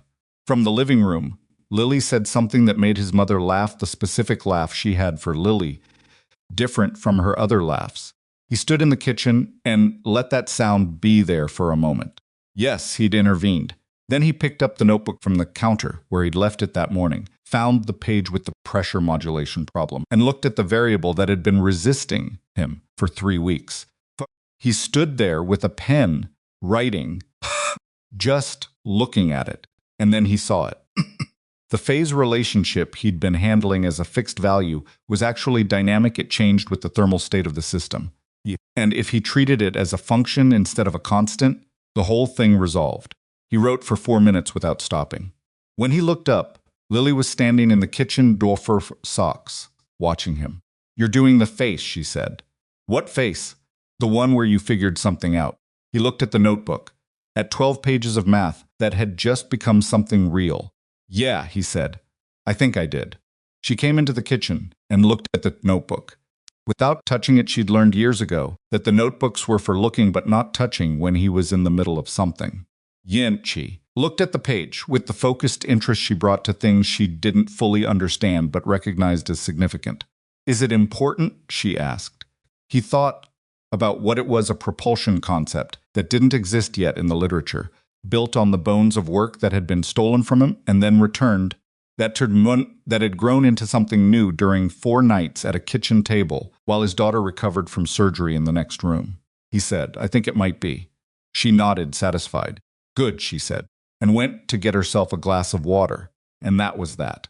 He sat down at the kitchen table and kept writing, and outside the window the December afternoon did what December afternoons in Seattle did, going gray and then dark by 4 o'clock, the city lights pressing up against the low cloud.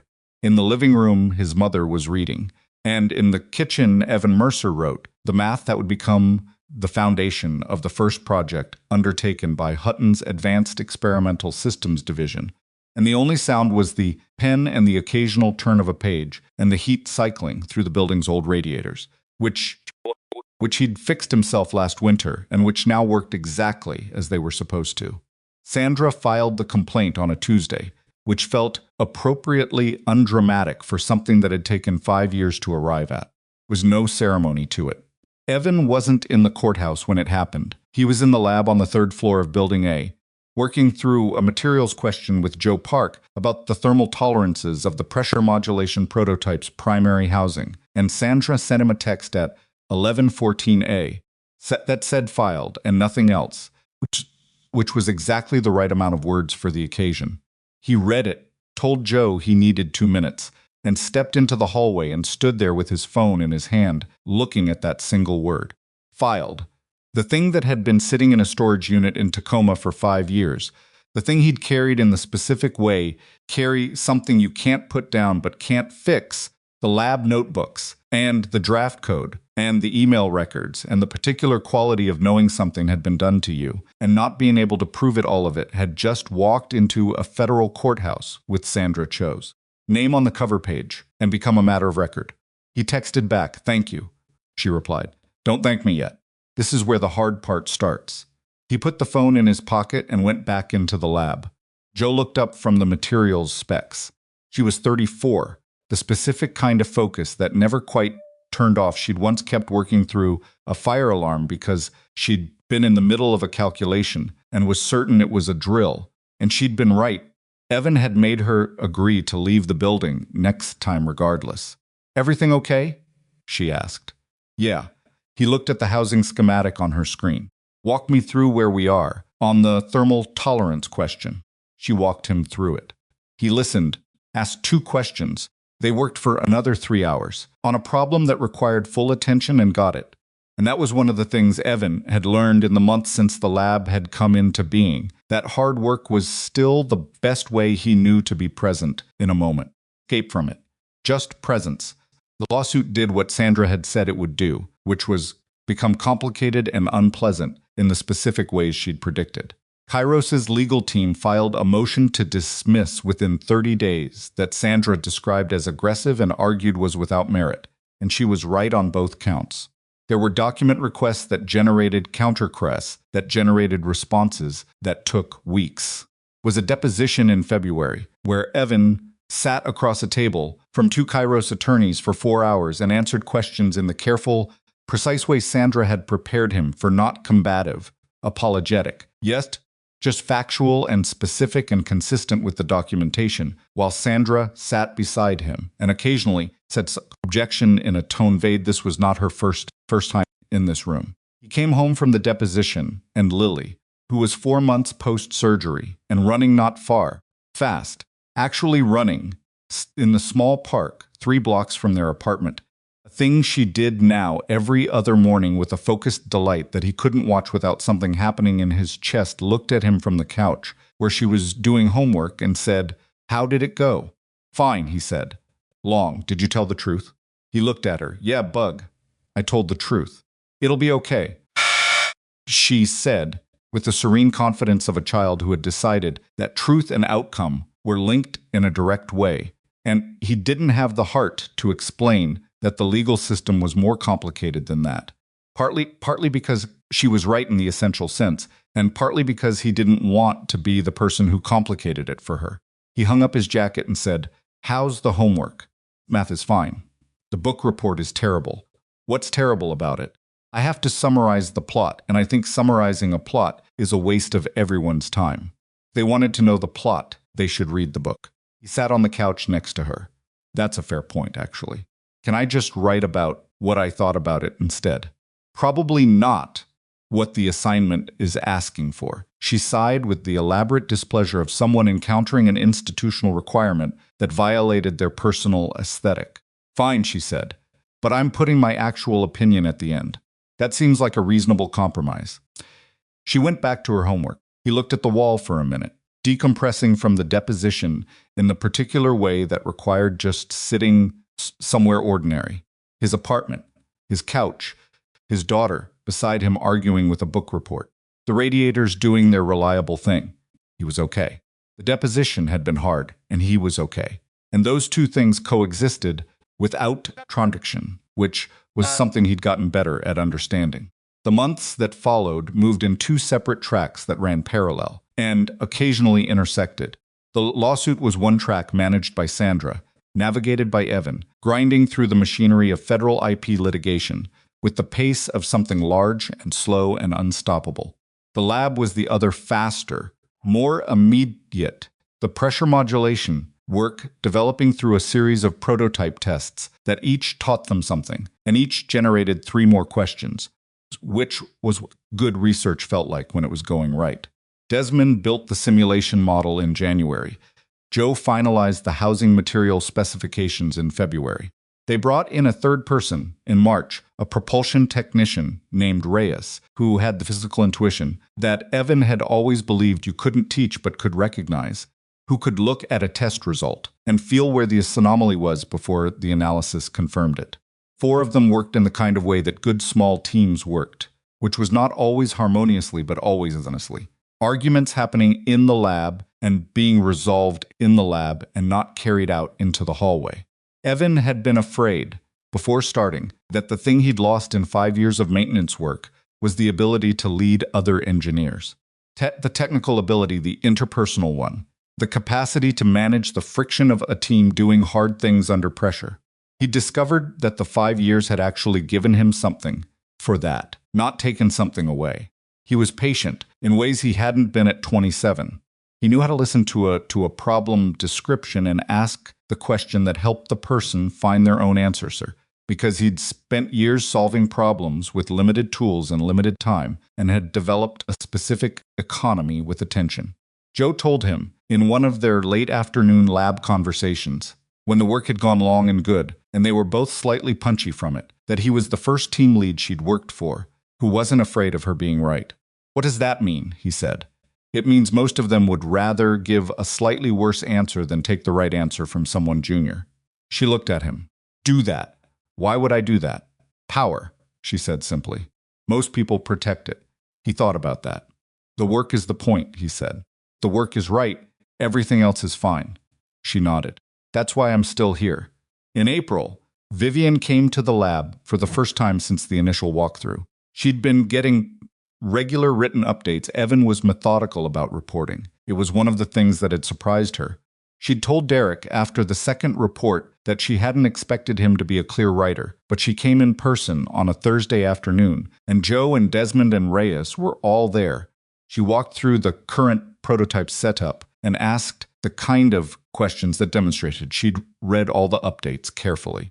Desmond afterward pulled Evan aside. "She actually understands what we're building. Most executives." "She's not most executives." Desmond absorbed this. "She asked me about the variable cycle modulation." "What did you tell her?" "The truth. The simulation says it works, that the physical prototype is 3 months from a real test, that if it works the way the model predicts, it's a meaningful advancement." He paused. She asked what meaningful means. "What did you say?"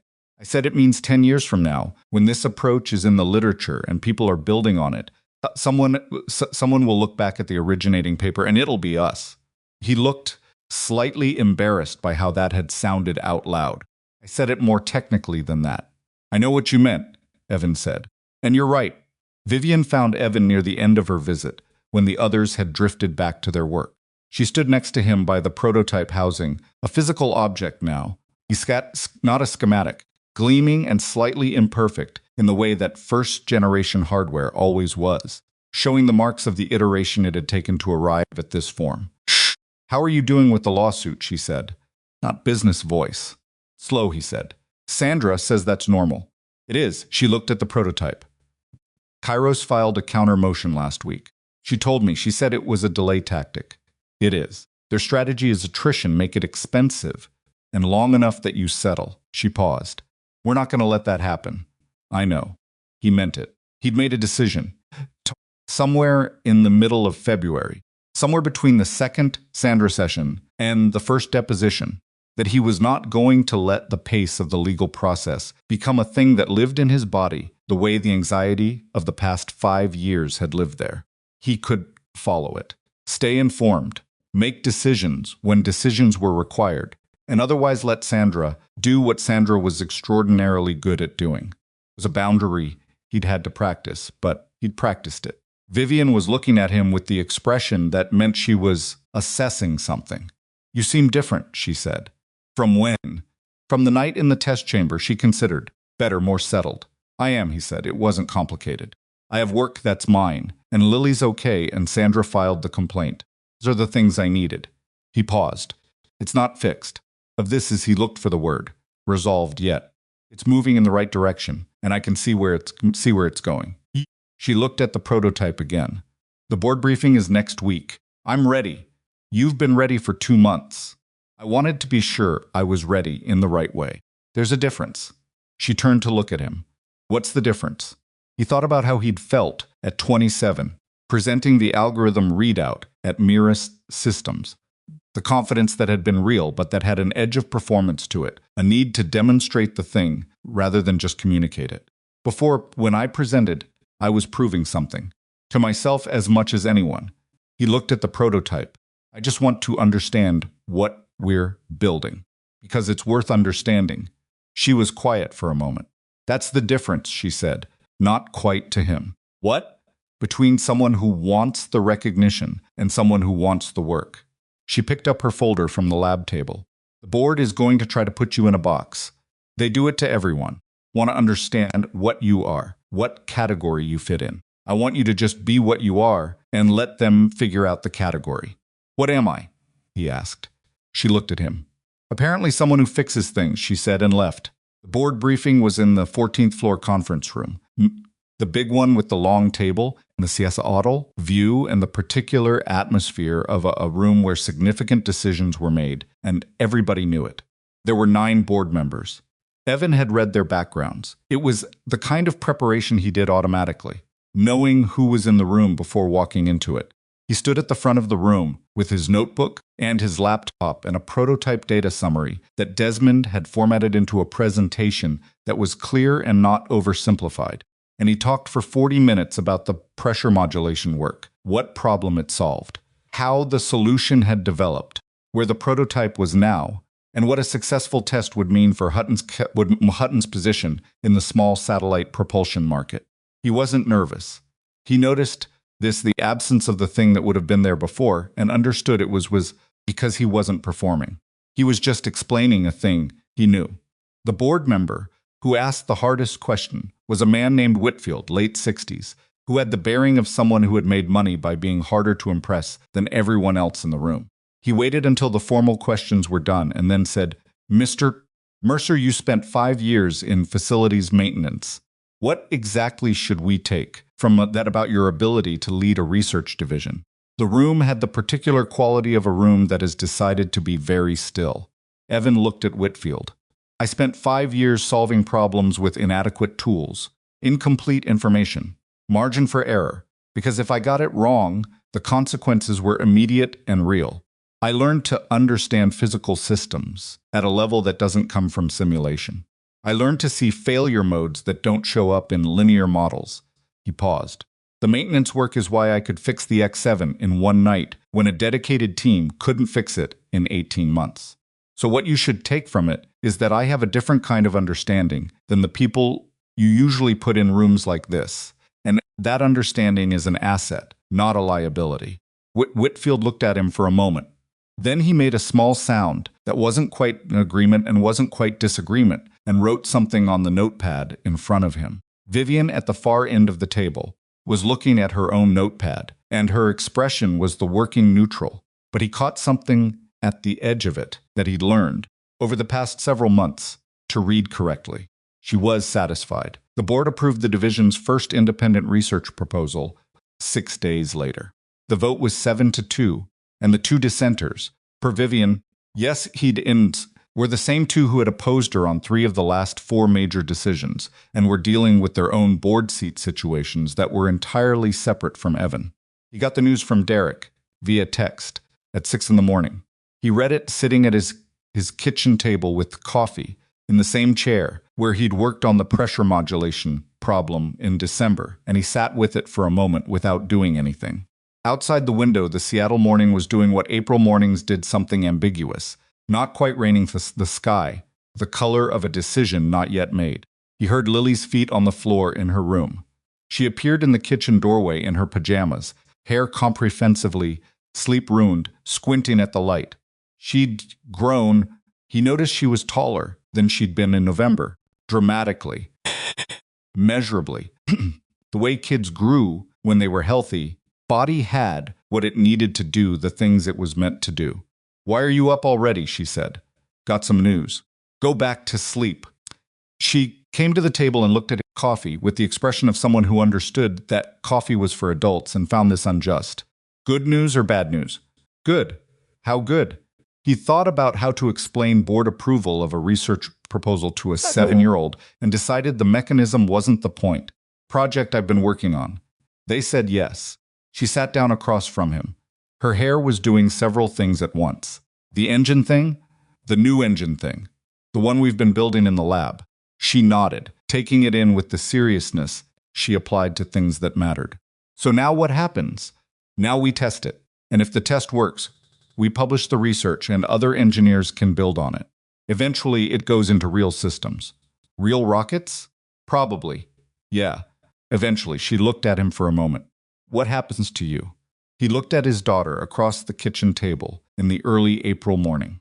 It was a real question, asked in the real way. She asked things not rhetorically, with an agenda, just the honest and direct inquiry of someone who wanted to understand how things connected. "I keep building," he said. She accepted that. Then she said, "Can I have oatmeal?" He said, "Let me start it." He made the oatmeal with the brown sugar and the apple pieces, and sat at the table and ate it, and told him about a dream she'd had that involved horses, and also, for some reason, a submarine, and he listened and made coffee and let the ordinary morning be exactly what it was. Kairos' lawsuit settled 4 months after Sandra filed the complaint. It didn't go to trial. Evan had understood from various conversations with Sandra, the majority of these cases settled before trial, because at a certain point, the strength of the evidence made the math of continued litigation unfavorable for the defendant. Kairos' legal team had spent 14 months conducting that calculation, and in September, they reached a number. Sandra called him on a Tuesday. It was always Tuesdays. Started to think she filed and settled things on Tuesdays deliberately, and told him in her precise way that Kairos had come back with a formal settlement offer that she believed was serious, and that she wanted to review with him in person. He was in the lab when she called. He told Joe and Desmond he needed to take the afternoon, and drove to Sandra's office, where she had the settlement terms laid out in a document that was 12 pages long, and that she walked him through with the thoroughness he'd come to expect from her. The number was significant. The acknowledgement of IP ownership was explicit. The licensing structure for Kairos' existing use of the framework was defined and had a termination date. The non-disparagement terms were mutual. He sat with it for a long time. "They're not admitting wrongdoing," he said. "They never do in settlements," Sandra said. "But the terms speak for themselves. The IP acknowledgement is not standard. We pushed for it, and they accepted it. Anyone who reads this settlement will understand what it means. Do you think we would have won at trial?" She looked at him steadily. I think we had a strong case. I think juries are juries. She paused. I think this settlement gets you what matters, ownership acknowledged. Damages paid, the framework back in your name. Trial would have gotten you the same things plus a verdict, which is satisfying but takes another 18 months and costs more, and has risk. The document, at the IP acknowledgement language, which was careful and legally precise, and also, when you read it plainly, said, this work is his. Okay, he said. You're sure? Yeah, he looked up at her. I'm sure. She had him sign 4 places. Paul witnessed it. She would transmit to Kairos's counsel by end of day, she said, and the settlement would be finalized within 30 days. When he left her office and got into his truck in the parking garage, he sat for a minute before starting the engine. 14 months, plus the 5 years before that, plus the 4 months of watching the lawsuit eat his career before the settlement at Mira Systems. In terms of pure chronology, this thing had taken the better part of 6 years to resolve, and the resolution was a document that 12 people would ever read, and that would never be in a newspaper, and that most of the world would never know about. And it was enough. He understood, sitting in the parking garage, that he'd been afraid the resolution wouldn't be enough, that after all of it, the thing he'd been waiting for would arrive and feel smaller than the waiting. What he felt instead was not triumphant. It was quieter than that. It was the specific sensation of a weight that had been present so long it had started to feel like a part of you, lifting, dramatically, just releasing, becoming something that used to be there and now wasn't. He started the truck and called Vivian. It's settled, he said. Pause. Then, terms? Sandra will send you the full document. IP ownership acknowledged. Damages paid. Licensing termination. He paused. It's what we wanted. Yes, she said. It is. He could hear something in her voice that she didn't name and he didn't ask her to name. How are you? I'm good, he said. I'm actually good. The version I was saying before. I know the difference, she said. You do. He drove back to the lab and worked until 7. And then he picked up Lily from his mother's. She'd been there for the after-school hours while he was at Sandra's, and they drove home together. And she told him about a race she'd run at school. A real race, she clarified. Just a thing in PE class where they ran to the end of the gym and back. She'd been in the middle of the group, last, first, just somewhere in the competent middle. And she reported this with the matter-of-fact satisfaction of someone who had a standard for normal that had recently and significantly expanded. Good, he said. Middle is fine, she said. I'll be faster when I practice more. He pulled into the parking lot of their building. You've been practicing? In the park. In the mornings. He looked at her. By yourself? Mrs. Kim comes out sometimes. She walks her the same time I run. She said it like this was a perfectly normal arrangement, which apparently it was, his daughter having quietly built a morning routine he hadn't fully known about. She says I have a good stride. Mrs. Kim said that. She used to coach track. In Korea, before she moved here, Lily got out of the truck and shouldered her backpack. She knows about running. He got out and locked the truck, and looked at and locked the truck and at his daughter in the parking lot. This person who had been surviving in a body that couldn't keep up with her for her entire short life, and who had spent the past several months methodically, quietly, in the early morning, with the dog-walking neighbor he'd never known was a former track coach, learning what her body could do now, he said. She looked at him. What? He didn't know how to say what he was thinking, which was something about the specific quality of her, the way she moved through the world with a directness and a competence that didn't ask permission. Yes, intervened. The way she had always been braver than him in the ways that mattered. The way she would grow up to be someone he was already slightly in awe of. How to see any of that without it coming out wrong. Nothing, he said. Come on, let's go eat. She went ahead of him up the steps. He followed. Light in the stairwell was the same light it had always been. Fluorescent and a little harsh. He looked at it without thinking about replacing it, because it wasn't his building to maintain anymore. That thought arrived without any particular feeling attached to it. Just a fact. A marking of distance traveled. 6 months after the settlement, Hutton's Advanced Experimental Systems Division conducted its first formal prototype test of the pressure modulation system. Test was in the Building A chamber, the same chamber where Evan had spent a night alone with the X7 and a flashlight light and a theory, and it ran on a Thursday morning with the whole team present, plus Vivian and 3 members of the board, including Whitfield, who had apparently decided that watching was worth his time. Evan ran the test himself. He stood at the control station with Joe to his left, and Desmond at the simulation monitor and races on the hardware side. They ran the startup sequence and watched the readouts, and this time, there was no dangerous threshold climbing, 20-second wait for a system to find its balance. Pressure modulation worked exactly as the model had predicted, which was not always how it went. Models were not always right about what the physical world would do, but this one was, and the efficiency numbers climbed to the target range and held there with a stability that meant the concept was not just theoretically sound, but mechanically real. It worked. Not perfectly. There were 3 anomalies in the data that Desmond flagged immediately, and that would require a second-round design iteration. But the core concept worked, which was the thing that mattered. The thing that meant all the rest of it was engineering rather than invention. Reyes said quietly, "Yeah, just that." Joe looked at the numbers for a long moment and then looked at Evan and said, "Okay, so I need you to know that I am very calm about this." "You don't look calm." "I'm internally very calm." She looked at the numbers again. "Externally, I'm having a moment." Desmond was already typing, capturing the data with the thoroughness of someone who understood that first test results needed to be documented immediately and completely. Evan looked at the readouts. He looked at the chamber, on the other side of the blast-rated glass, at the prototype that was 4 months of work from his team and 12 pages of notebook math, and also, somewhere underneath all of it, 5 years of a different kind of work entirely. The years of learning what physical systems actually were. What they sounded like when something was wrong. How they failed in ways that models didn't predict. How you fixed them with the tools you had rather than the tools you wished you had. He was aware of Vivian standing a few feet to his right. He didn't look at her yet. He looked at the numbers a moment longer and let himself feel it not performed, managed, just the real thing, whatever it was. Pride, maybe, but not the clean kind. Complicated kind that came with full knowledge of everything it had cost. Then he looked at Whitfield. The older man was looking at the efficiency readout. His notepad was in his hand and he wasn't writing on it.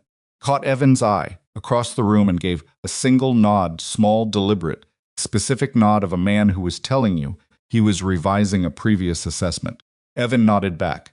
Then he looked at Vivian. She was looking at the chamber, at the prototype, and her expression had the quality he'd seen in the control room. The morning the X7 held at 104-knot triumph, something more complicated. Like a person who had been right about something and felt the weight of having been right as much as the satisfaction. She said him. "Yeah," he said. That was the whole of it. It was enough. The team went to a bar that evening. Joe's suggestion, Reyes's choice of location, place in the neighborhood that had good beer and bad lighting, and a jukebox that nobody had asked for, but that turned out to be the right call, and they stayed for 3 hours, and talked about the anomalies in the test data, and about the second-round design iteration, and about a paper Desmond wanted to submit to a propulsion journal, and about very little else. Because when you were people who cared about the work was the thing you talked about when you were celebrating it. Evan drove home at 10:30. His mother had been with Lily, and when he came in, they were both asleep. His mother on the couch, with a book open on her chest and Lily in her room, and he stood in the hallway between the two of them for a moment in the quiet apartment. He thought about a pay stub from 18 months ago, the number on it, the math he'd been doing in his head about $47, and a visa payment and a hospital deposit that had felt for a long time like a wall he couldn't see past.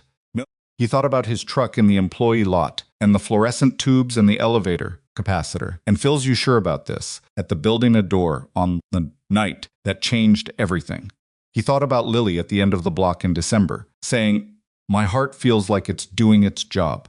He thought about his own notebook at his kitchen table, the math finding its shape at midnight, the specific feeling of a hard problem resolving under sustained attention. You could not plan for a night like the one with the X7. You could not engineer the exact sequence of events that turned a maintenance job into a contract, and a contract into a lab, and a lab into a test that worked. What you could do was be the person who, when the moment arrived, had the knowledge and the judgment and the stubborn refusal to believe the problem was unfixable.